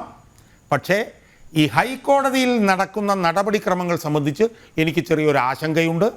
ഇന്നലെ ന്യായാധിപനായിട്ടുള്ള കൗസർ എടപ്പകത്ത് എന്ന് പറയുന്ന ആള്, അഭിഭാഷകൻ ചോദിച്ച ചോദ്യങ്ങൾ മുഴുവൻ, ഞാനതൊരു വീഡിയോയിലും ചെയ്തിരുന്നു, അതിൽ കണ്ടിട്ടുണ്ടാവുന്നതാണ് എൻ്റെ വിഷയം. ചോദിച്ച ചോദ്യങ്ങൾ മുഴുവൻ മഞ്ജുഷയ്ക്കെതിരായിരുന്നു. അസംബന്ധമായിട്ടുള്ള ചോദ്യമാണ് ആ ജഡ്ജി ചോദിച്ചത്. ആ ജഡ്ജി ഒരു ഘട്ടത്തിൽ ചോദിക്കുകയാണ്, ഇതാരാണ് ഇത് അന്വേഷിക്കുന്നത്? SP ആണ് അന്വേഷിക്കുന്നതെന്ന് പറഞ്ഞു. അപ്പോൾ ഉടനെ തന്നെ ഈ കൗസറുടെ പകത്ത് ചോദിക്കുകയാണ്, എന്തുകൊണ്ട് കമ്മീഷൻ അന്വേഷിച്ചുകൂടാ? ഞാൻ ചോദിക്കുന്നത്, ഈ ജഡ്ജി കേരളത്തിലല്ലേ ജീവിക്കുന്നത്? കമ്മ്യൂണിസ്റ്റ് പാർട്ടിയെ, മാർക്സിസ്റ്റ് പാർട്ടിയെ, കണ്ണൂരുള്ള പാർട്ടിയെ അറിയാൻ മേലഞ്ഞിട്ടാണോ? അവസാനം ഒരു തെളിവുമില്ലാതെ എങ്ങനെയാണ് ഇതാണെന്ന് പറയുക? നിങ്ങളിത് ആദ്യം ഹോമിസൈഡ് എന്നല്ലേ, സൂയിസൈഡ് എന്നല്ലേ പറഞ്ഞത്, പിന്നെ നിങ്ങൾ ഹോമിസൈഡാണെന്ന് മാറ്റി പറഞ്ഞില്ലേ എന്നൊക്കെയുള്ള ഒരു അസ്കിയത, ഒരു അസ്വസ്ഥത പിന്നെ ഇന്നലെ ആ ന്യായാധിപന് കണ്ടു എന്നുള്ള ഒരു ആശങ്ക ഞാനൊരു പക്ഷേ ഒരു ദോഷൈകതർക്കായതുകൊണ്ടായിരിക്കാം എനിക്ക് തോന്നുന്നത്. അത് ഞാൻ കാലേ കൂട്ടി അഡ്വക്കേറ്റ് അനിലിനെയൊക്കെ അറിയിക്കുകയാണ്. അതുകൊണ്ട് അതിശക്തമായിട്ടുള്ള വാദം നിങ്ങൾ കേരള ഹൈക്കോടതിയിൽ നടത്തിയാൽ മാത്രമേ, കാരണം ഞാൻ ഒരു വാദം കൂടെ പറഞ്ഞ് നിർത്തും. അപ്പം കഴിഞ്ഞ ദിവസം സിയാദ് റഹ്മാൻ എന്ന് പറഞ്ഞ ജഡ്ജിൻ്റെ ബെഞ്ചിൽ നിന്ന് ഒരു വിധി വന്നു. എന്താ വിധി വന്നത്? മറ്റേ സിദ്ധാർത്ഥൻ്റെ കൊലപാതകികളായിട്ടുള്ള പ്രതികൾക്ക് മുഴുവൻ അവരെ ഡീബാർ ചെയ്ത് മുഴുവൻ പിന്നെ അദ്ദേഹം റദ്ദാക്കി, അവരെല്ലാം അങ്ങ് വെള്ളരിപ്രാവുകളായി പറക്കാൻ വിട്ടു. ആ ജഡ്ജിമെൻറ്റ് ഞാൻ ഇങ്ങോട്ട് വരുന്നതിന് മുമ്പ് ഞാൻ വായിക്കുകയായിരുന്നു. അതിനകത്ത് ഈ ജഡ്ജിക്ക്, ഈ സിയാദ് റഹ്മാന് ഈ പ്രതികളുടെ സ്വാഭാവിക നീതി പിന്നെ ലംഘിച്ചതിനെ കുറിച്ചിട്ട് അങ്ങ് വിങ്ങുകയാണ്. ആരുടെ? ഈ സിയാദ് റഹ്മാന്റെ മനസ്സ്. ഈ പ്രതികളുടെ നാച്ചുറൽ ജസ്റ്റിസ് വാസ് വയലേറ്റഡ് എന്ന് എത്ര സ്ഥലത്ത് വെച്ചാണെന്നറിയോ ഈ ന്യായാധിപൻ പറയുന്നത്. പക്ഷെ ആ ന്യായാധിപൻ ഈ സിദ്ധാർത്ഥൻ എന്ന് പറഞ്ഞ പാവപ്പെട്ട ചെറുപ്പക്കാരനെ 2 ദിവസം ഭക്ഷണം പോലും കൊടുക്കാതെ കൊലവിളിച്ച ആ സിദ്ധാർത്ഥന് സ്വാഭാവിക നീതി നിഷേധിച്ചതിനെ കുറിച്ചിട്ട് ഒന്നും വിങ്ങലൊന്നും കാണുന്നില്ല. അപ്പോൾ ഇതൊക്കെയാണ് നമ്മുടെ ഹൈക്കോടതിയുടെ അവസ്ഥ എന്ന് ഉള്ള ഒരു മുൻധാരണ ഉണ്ടാവണം. എനിക്ക് ഈ ജോൺ റാൽഫ് എന്ന് പറഞ്ഞിട്ടുള്ള അഭിഭാഷകനെ കുറിച്ചിട്ട് വലിയ പ്രതീക്ഷകളുണ്ട്. അതുകൊണ്ട് വിജയം നമ്മുടെ കൂടെ തന്നെ ആയിരിക്കും. പക്ഷേ ഈ ആശങ്കകൾക്ക് കൂടി എൻ്റെ ബഹുമാനപ്പെട്ട സുഹൃത്തായിട്ടുള്ള നവീൻ ബാബുവിൻ്റെ ബന്ധു അഭിഭാഷകനൊന്ന് മനസ്സിൽ കരുതി വെച്ചേക്കണം എന്ന് മാത്രമേ എനിക്ക് സൂചിപ്പിക്കാം. യെസ് ശ്രീ ഹരിദാസ്, ഇപ്പോൾ അഡ്വക്കേറ്റ് അനിൽ നിരത്തിയ ചില വാദങ്ങൾ അതുകൂടി വന്നതോടുകൂടി എനിക്ക് തോന്നുന്നു കുറേ കൂടി ഇതിൽ കൃത്യമായിട്ടുള്ള ചിത്രം വന്നിരിക്കുന്നു, കുറേ കൂടി തെളിഞ്ഞിരിക്കുന്നു എന്നാണ് ഞാൻ മനസ്സിലാക്കുന്നത്. എന്താ താങ്കളുടെ നിരീക്ഷണം?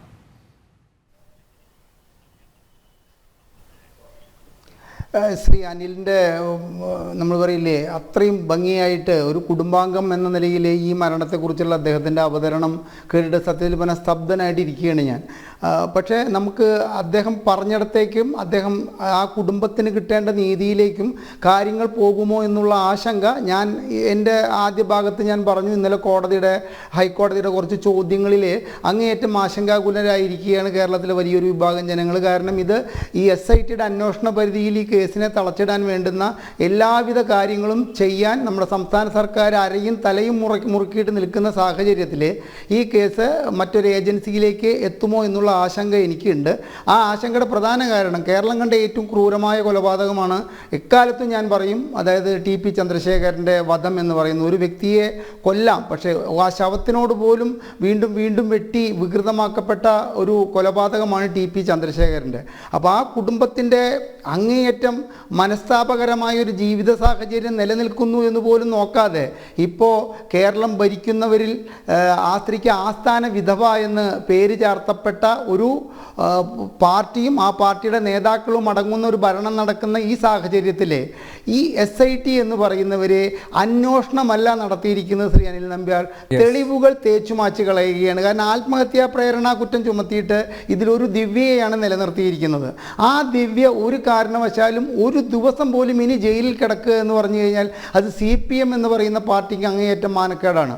അത് ഒഴിവാക്കാൻ വേണ്ടിയിട്ട് ഇവിടെ CBI അല്ല, ഇനി ഏത് അന്വേഷണ ഏജൻസി വന്നു കഴിഞ്ഞാലും ഒരു തെളിവുകളും കിട്ടാൻ പോകുന്നില്ല. എല്ലാ തെളിവുകളും തേച്ചുമാച്ച് കളഞ്ഞു കഴിഞ്ഞിട്ടുള്ള ഒരു സാഹചര്യത്തിൽ കോടതിയുടെ ഇന്നലത്തെ ചോദ്യങ്ങളും കൂടി ആയപ്പോൾ എന്താണ് നമ്മളിപ്പോഴുള്ളവർക്കുള്ള ആശങ്ക? കാരണം ഇവിടെ സത്യസന്ധനായ നവീൻ ബാബുവിനെ കുറിച്ച് പറഞ്ഞിട്ടുള്ള ഞാൻ ആദ്യത്തെ ജനത്തിൻ്റെ ഈ മരണം നടന്നതിൻ്റെ പിറ്റേ ദിവസം നടന്നിട്ടുള്ള ചർച്ചയിൽ ഞാൻ പറഞ്ഞിട്ടുണ്ടായിരുന്നു, എൻ്റെ ഒരു സുഹൃത്ത് അദ്ദേഹത്തിൻ്റെ ഒരു പെൻസെറ്റ് സമ്മാനമായിട്ട് ഗൾഫിൽ നിന്ന് വന്ന് നടക്കില്ലെന്ന് വിചാരിച്ച ഒരു കാര്യം വളരെയധികം കളക്ടറേറ്റുകൾ ADMൻ്റെ ഓഫീസൊക്കെ നടത്തി കൊടുക്കാത്ത കാര്യത്തിൻ്റെ ഒരു പ്രശ്നത്തിൽ യഥാർത്ഥത്തിലുള്ള വസ്തുത എൻ്റെ സുഹൃത്തിൻ്റെ കയ്യിലാണെന്ന് അറിഞ്ഞിട്ട് 1 മണിക്കൂർ മണിക്കൂർ കൊണ്ട് ആ കാര്യം സാധിച്ചു കൊടുത്തതിന് പിറ്റത്തെ വരവിനെ ഒരു പെൻസെറ്റ് സമ്മാനമായി കൊടുത്തത് കയ്യിലെടുത്ത് താലോലിച്ചുകൊണ്ട് അദ്ദേഹം പോകുമ്പോൾ തിരിച്ച് അദ്ദേഹത്തെ ഏൽപ്പിച്ച ഒരു വ്യക്തിത്വമാണ് അദ്ദേഹം. കാരണം ഇദ്ദേഹത്തിൻ്റെ മരണം നടന്ന അന്ന് അദ്ദേഹം എന്നെ ഗൾഫിൽ നിന്ന് വിളിച്ചു പറഞ്ഞു, ഹരിദാസെ ഓർമ്മയില്ലേ ഞാനിത് പറഞ്ഞത്. അപ്പോൾ അത്രയും സത്യസന്ധനായ ഒരു മനുഷ്യനെ ഇത്തരത്തിൽ നമ്മൾ ഈ നോക്കൂ, ഇതിലിപ്പോൾ പ്രതിസ്ഥാനത്ത് ഇപ്പോൾ നിൽക്കുന്ന ദിവ്യ എന്ന് പറയുന്ന മഹത് വനിത ഒരു വീഡിയോ ഫോട്ടോഗ്രാഫറുമായിട്ട് അവിടെ ആ ചടങ്ങിലേക്ക് വരുന്നിടത്തു നിന്ന് തുടങ്ങുന്ന ദുരൂഹത ഇപ്പോൾ ഇവിടെ നിരത്തപ്പെട്ട ഒരുപാട് കാര്യങ്ങളുടെ ദുരൂഹതയുമായി ചേർത്തിണക്കി വായിക്കുമ്പോൾ നവീൻ ബാബു എന്ന് പറയുന്ന മനുഷ്യനെ കൊന്നതായാലും അദ്ദേഹത്തിനെ കൊണ്ട് ആത്മഹത്യ ചെയ്യിച്ചതായാലും ഞാനതിനെ ഇങ്ങനെയാണ് പറയുന്നത്, കൊലപാതകത്തേക്കാൾ ക്രൂരമായി തേജോവധം ചെയ്തിട്ട് അദ്ദേഹത്തെ ആത്മഹത്യ ചെയ്യിച്ചതായാലും രണ്ടാണെങ്കിലും അവിടുത്തെ പ്രതിസ്ഥാനത്ത് നിന്ന് ഇന്ന് നിൽക്കുന്ന ദിവ്യയ്ക്ക് പോറലേൽപ്പിക്കാതിരിക്കാൻ വേണ്ടിയിട്ട് സംസ്ഥാന സർക്കാർ പോലീസിൻ്റെ ഒരു പടയെ തന്നെ നിയോഗിച്ചിട്ടുണ്ട് എന്നാണ് എനിക്ക് മനസ്സിലാക്കാൻ സാധിക്കുന്നത്, എനിക്ക് കിട്ടുന്ന വിവരങ്ങൾ. അത്തരമൊരു സാഹചര്യത്തിൽ ഈ കേസിൻ്റെ മുൻപോട്ട് പോക്കിൽ നമുക്ക് അങ്ങേയറ്റം ആശങ്കയുണ്ട്. കാരണം മരിച്ചിരിക്കുന്നത് അഡീഷണൽ ഡിസ്ട്രിക്ട് മജിസ്ട്രേറ്റ് ആണെന്നുള്ളത് മറ്റേ അനിൽ നമ്പ്യാർ ഞാൻ നിർത്താൻ വേണ്ടിയിട്ടാണെന്നെങ്കിൽ ഞാൻ നിർത്താം, മനസ്സിലാക്കുക. ഇത്തരത്തിലുള്ളൊരു നമ്മൾ മജിസ്ട്രേറ്റ് പദവിയിൽ ഇരിക്കുന്ന ഒരു വ്യക്തിക്ക് ഇത്തരത്തിലൊരു മരണത്തെ നേരിടേണ്ടി വന്നിട്ട് അദ്ദേഹത്തിൻ്റെ സഹപ്രവർത്തകരുടെ നിസ്സംഗതയും അതുപോലെ തന്നെ ഈ അന്വേഷണം ഇഴഞ്ഞു നീങ്ങുന്ന സാഹചര്യവും കേരളത്തിലെ ജനങ്ങൾക്ക് അങ്ങേയറ്റം അലോസരമുണ്ടാക്കുന്നു. നമ്മുടെയൊക്കെ ഭാവി എന്താണ് എന്നുള്ള കാര്യത്തിൽ എല്ലാ നികുതിദായകർക്കും ആശങ്കയുളവാക്കുന്ന രീതിയിലാണ് ഇതിൻ്റെ അന്വേഷണം മുൻപോട്ട് പോകുന്നത്. ആ കുടുംബത്തിന് നീതി ലഭിക്കട്ടെ എന്നുള്ളത് നമുക്ക് പ്രകൃതിയോട് പ്രാർത്ഥിക്കുക എന്നുള്ളത് അപ്പുറം ഇപ്പം നിലവിലെ ഒന്നും ചെയ്യാനില്ല എന്നുള്ളതാണ് മനസ്സിലാക്കുന്നത്. കാരണം ഇത് പരമോന്നത നീതിപീഠത്തിൻ്റെ മുമ്പിലിരിക്കുകയാണ്. എന്താണ് അതിൻ്റെ വിധി വരിക എന്ന് വരയ്ക്ക് നമുക്ക് കാത്തിരിക്കണം എന്നാണ് എനിക്ക് തോന്നുന്നത്. ഓക്കെ, അഡ്വക്കേറ്റ് അനിൽ, എന്തുകൊണ്ടായിരിക്കാം ഇവ CBI അന്വേഷണം ഭയപ്പെടുന്നത്? മാത്രമല്ല, നേരത്തെ താങ്കൾ പറഞ്ഞു ഈ പോസ്റ്റ്മോർട്ടത്തിലെ ഇറഗുലാരിറ്റീസ്, ആ ഒരു ക്രമക്കേടുകൾ, തിരിമറികൾ എന്തൊക്കെയാണ് ശ്രദ്ധയിൽപ്പെട്ടിരിക്കുന്നത് എന്നുകൂടി ഒന്ന് പറഞ്ഞു വെക്കാമോ?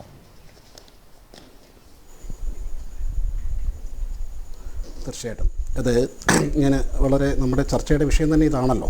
ഈ പോസ്റ്റ്മോർട്ടം റിപ്പോർട്ട് തല്ലിക്കോട്ട് റിപ്പോർട്ടാണോ നമ്മൾ ചർച്ച ചെയ്തുകൊണ്ടിരിക്കുന്നത്.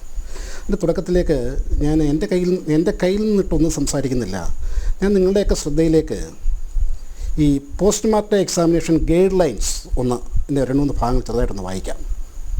അതിനകത്ത് ഫസ്റ്റ് ഒബ്ജക്റ്റീവ്സിൽ 1 എന്ന് പറയുന്നത് to find out the cause of death. Second one, to find out the approximate time since death. ഇവിടെ കോസ് ഓഫ് ഡെത്ത് ഞങ്ങൾ ഒരിക്കലും നടത്തരുത് എന്ന് പറഞ്ഞ ആ ഇൻസ്റ്റിറ്റ്യൂട്ടിൽ വെച്ച് നടത്തി കൊടുക്കുന്ന ഡെത്ത് ഡ്യൂ ടു ഹാങ്ങിങ്. ഓക്കെ, സമ്മതിച്ചു. എന്തായാലും ദൈവാധീനമായ ഡെത്ത് ഡ്യൂ ടു സൂയിസൈഡ് എന്ന് എഴുതാരുത്. കണ്ണൂരിനെ പറ്റി അങ്ങേക്ക് അറിയാമല്ലോ. സൂയിസൈഡ് ആവണമെന്നില്ല, ഹാങ് ചെയ്ത് സൂയിസൈഡായ എത്രയോ കേസുകളുണ്ട് അവിടെ. അവിടെ നിൽക്കട്ടെ. 2, to find out approximate time since death. ഈ പോസ്റ്റ്മോർട്ടം റിപ്പോർട്ടിൽ എവിടെയെങ്കിലും ആ ടൈം രേഖപ്പെടുത്തിയിട്ടുണ്ടോ? ഇല്ല. ഞാൻ വളരെ ബ്രീഫായിട്ട് പറയുകയാണ്. അടുത്തത് പ്രൊസീജിയർ ഫോർമാലിറ്റീസ്. അതായത് ഒരു 5-7 ഫോർമാലിറ്റീസ് പറയുന്നത് ചില റിലവൻ്റ് ആയിട്ട് ഞാൻ വായിക്കാം. To an extract of inquest report relevant to postmortem examination should be insisted upon along with requisition എന്ന് പറഞ്ഞു കഴിഞ്ഞാൽ, ഒരു പോസ്റ്റ്മോർട്ടത്തിൻ്റെ അപേക്ഷ സ്വീകരിക്കുമ്പോൾ ആ പോലീസ് ഓഫീസറിൽ നിന്ന് വാങ്ങിക്കുമ്പോൾ ഈ ഇൻക്വസ്റ്റ് റിപ്പോർട്ടിൻ്റെ എക്സ്ട്രാക്റ്റ് വാങ്ങണം എന്നാണ്. എന്ന് പറഞ്ഞു കഴിഞ്ഞാൽ, ഞാൻ പോസ്റ്റ്മോർട്ടം ചെയ്യുന്നതിന് മുമ്പ് നിങ്ങൾ ഈ ഡെഡ് ബോഡി കണ്ട് തയ്യാറാക്കിയ അതിൻ്റെ ബാഹ്യഭാഗങ്ങളെ കണ്ട് തയ്യാറാക്കിയ ഇൻക്വസ്റ്റ് റിപ്പോർട്ട് കൂടി എനിക്ക് തരണം. അങ്ങനെ ഒരു ഇൻക്വസ്റ്റ് റിപ്പോർട്ട് ഇത് ചമച്ച ഈ പോസ്റ്റ്മോർട്ടം റിപ്പോർട്ട് ചമച്ച ഡോക്ടർമാർ കണ്ടു എന്ന് ആ പോസ്റ്റ്മോർട്ടം റിപ്പോർട്ടിൽ എവിടെയും പരാമർശമില്ലല്ലോ. Then clothes and other material objects found on the body are to be asked for all cases where examination of such material objects may help attaining any of the objective autopsy. അങ്ങനെ എന്തെങ്കിലും clothes ചോദിച്ചിട്ടുണ്ടോ? ഞാൻ പറയാൻ പോകുന്ന വളരെ റിലവൻ്റായ ഒരു പോയിന്റിലേക്കാണ്. ആ inquest റിപ്പോർട്ടിൽ വളരെ വ്യക്തമായി പോലീസ് തയ്യാറാക്കിയ ഇൻക്വസ്റ്റ് റിപ്പോർട്ടിൽ വളരെ വ്യക്തമായി രേഖപ്പെടുത്തിയിരിക്കുന്നു, ശ്രീ നവീൻ ബാബു ധരിച്ചിരുന്ന അടിവസ്ത്രങ്ങൾ രക്തക്കറ നിറഞ്ഞതായിരുന്നു. അദ്ദേഹത്തിൻ്റെ അടിവസ്ത്രത്തിൽ നിറയെ രക്തമായിരുന്നു. ആ ഒരു ഭാഗം ആ ഇൻക്വസ്റ്റ് റിപ്പോർട്ട് ഈ ഡോക്ടർമാർ പരിശോധിച്ചിരുന്നു എങ്കിൽ എങ്ങനെ അവർക്ക് എക്സ്റ്റേണൽ ഇഞ്ചുറി ഇല്ല എന്ന് എഴുതി വെക്കാൻ പറ്റും? ഇൻറ്റേണലോ എക്സ്റ്റേണലോ ഇഞ്ചുറി ഇല്ലാതെ ബ്ലഡ് ഊസിക്കപ്പെടുകയോ ബ്ലഡ് മനുഷ്യ ശരീരത്തിൽ നിന്ന് പുറത്തേക്ക് വരുമോ? ശ്രീ നവീൻ ബാബുവിൻ്റെ ശരീരത്തിൻ്റെ ഏത് ഭാഗത്താണ് മുറിവ് സംഭവിച്ചത്, പരിക്ക് സംഭവിച്ചത് എന്ന് വളരെ മനോഹരമായി ഈ പോസ്റ്റ്മോർട്ടം റിപ്പോർട്ടിൽ കൂടെ എന്നത്തേക്കുമായി അവസാനിപ്പിച്ചിരിക്കുകയാണ്. അങ്ങനെ ബ്ലഡ് സ്റ്റെയിൻ കണ്ടാൽ സ്വാഭാവികമായിട്ടും ഇൻറ്റേർണൽ ഓർഗൻസ് പ്രിസർവ് ചെയ്യണ്ടേ? ബ്രെയിൻ തൊട്ട് ലിവർ വരെ വിസറ വരെ ആ ഭാഗങ്ങൾ സൂക്ഷിച്ച് ഫോറൻസിക് സയൻസ് ലാബിന് വിടണ്ടേ? അങ്ങനെ ഈ കേസിൽ ചെയ്തിട്ടില്ലല്ലോ. അതുപോലും നശിപ്പിക്കുകയല്ലേ ഇവർ ചെയ്തത്. ഞങ്ങളുടെ ഭയം, ഞങ്ങളുടെ അപ്രിഹെൻഷൻ എത്രമാത്രം ശക്തമായിരുന്നു, സത്യമായിരുന്നു എന്നല്ലേ തെളിയുന്നത്. ഇദ്ദേഹം ഈ വസ്ത്രങ്ങൾ ആവശ്യപ്പെട്ടോ? ഈ വസ്ത്രങ്ങളിൽ ബ്ലഡിൻ്റെ അംശമുണ്ട് എന്ന് ഇൻക്വസ്റ്റ് റിപ്പോർട്ടിൽ വളരെ വ്യക്തമായി എഴുതി വെച്ചിരിക്കുമ്പോൾ അങ്ങനെ ഒന്നതിൻ്റെ ഗൈഡ് ലൈൻസിൻ്റെ ഭാഗമായിട്ട്, പ്രൊസീജിയർ ഫോർമാലിറ്റിയുടെ ഭാഗമായിട്ട് പോസ്റ്റ്മോർട്ടം നടത്തുന്ന ഡോക്ടർ ആവശ്യപ്പെടേണ്ടതാവുമ്പോൾ അത് ആവശ്യപ്പെടാതെ, അത് കണ്ട് ബോധ്യപ്പെടാതെ, ഇൻക്വസ്റ്റ് ഇപ്പോൾ നോക്കിയതായിട്ട് റിപ്പോർട്ട് ചെയ്യാതെ ഇൻറ്റേർണൽ എക്സ്റ്റേണൽ ഇഞ്ചുറീസ് ഇല്ല, ഞങ്ങൾ ആ ആന്തരിക അവയവങ്ങളൊന്ന് മണത്തു നോക്കിയപ്പോൾ അസ്വാഭാവികമായിട്ട് മണമൊന്നും ഇല്ലാത്തത് കൊണ്ടും കഴുത്തിൽ മുറുക്കിയതിൻ്റെ കയറ് മുറിയതിൻ്റെ പാടുണ്ടായിരുന്നത് കൊണ്ടും ഇത് ഡെത്ത് ഡ്യൂ ടു ഹാങ്ങിങ് എന്നെഴുതിയാൽ ദയവായി ഒന്ന് മനസ്സിലാക്കുക, ഇതിൽ അനാവശ്യമായ കൈകടത്തൽ നടന്നിരിക്കുന്നു. സത്യം എന്നത്തേക്കുമായി കുഴിച്ചു മൂടാനുള്ള ഗൂഢശ്രമം, ഗൂഢാലോചന വീണ്ടും അവിടെ പ്രാവർത്തികമാക്കിയിരിക്കുന്നു. ഞങ്ങൾക്ക് പ്രത്യാശയുണ്ട്. പല സുപ്രീം കോടതി വിധികളിലും പറഞ്ഞിട്ടുണ്ട്,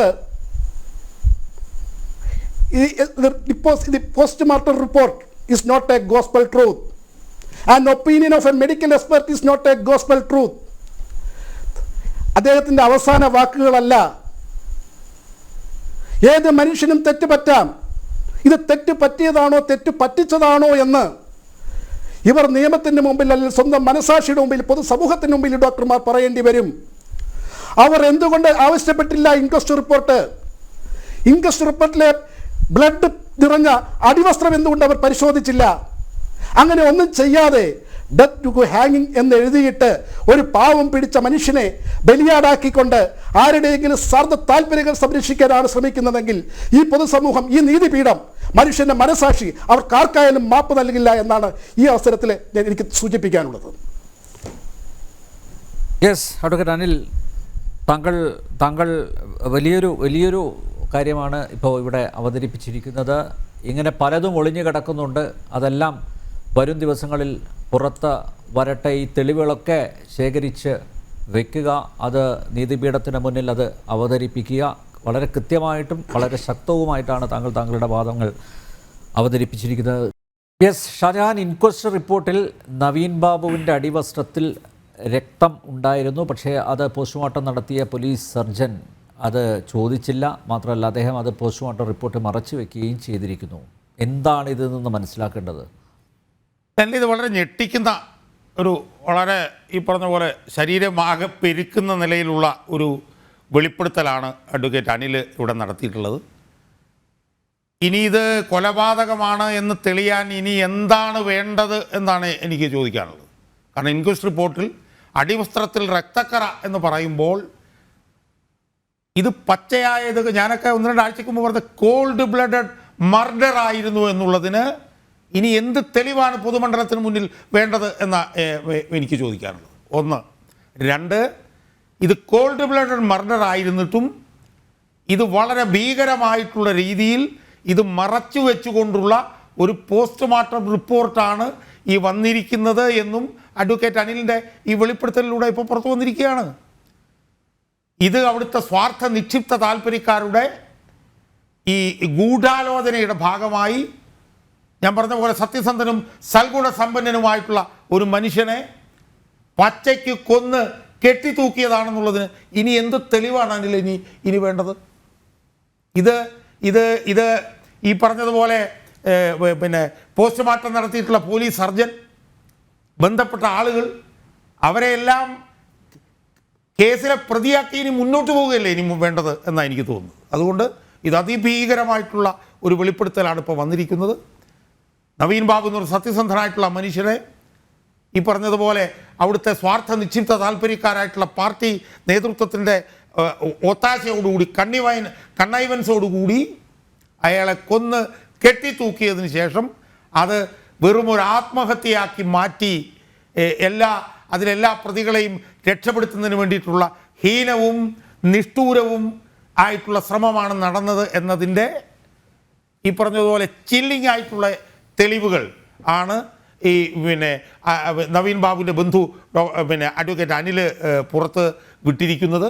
ഇത് വലിയ ചലനം പൊതുമണ്ഡലത്തിൽ ഉണ്ടാക്കേണ്ട ഒരു വിഷയമാണ് എന്നാണ് എനിക്ക് സൂചിപ്പിക്കാറുണ്ട്. യെസ്, ആന്റണി സാർ ഒരു വാക്ക്.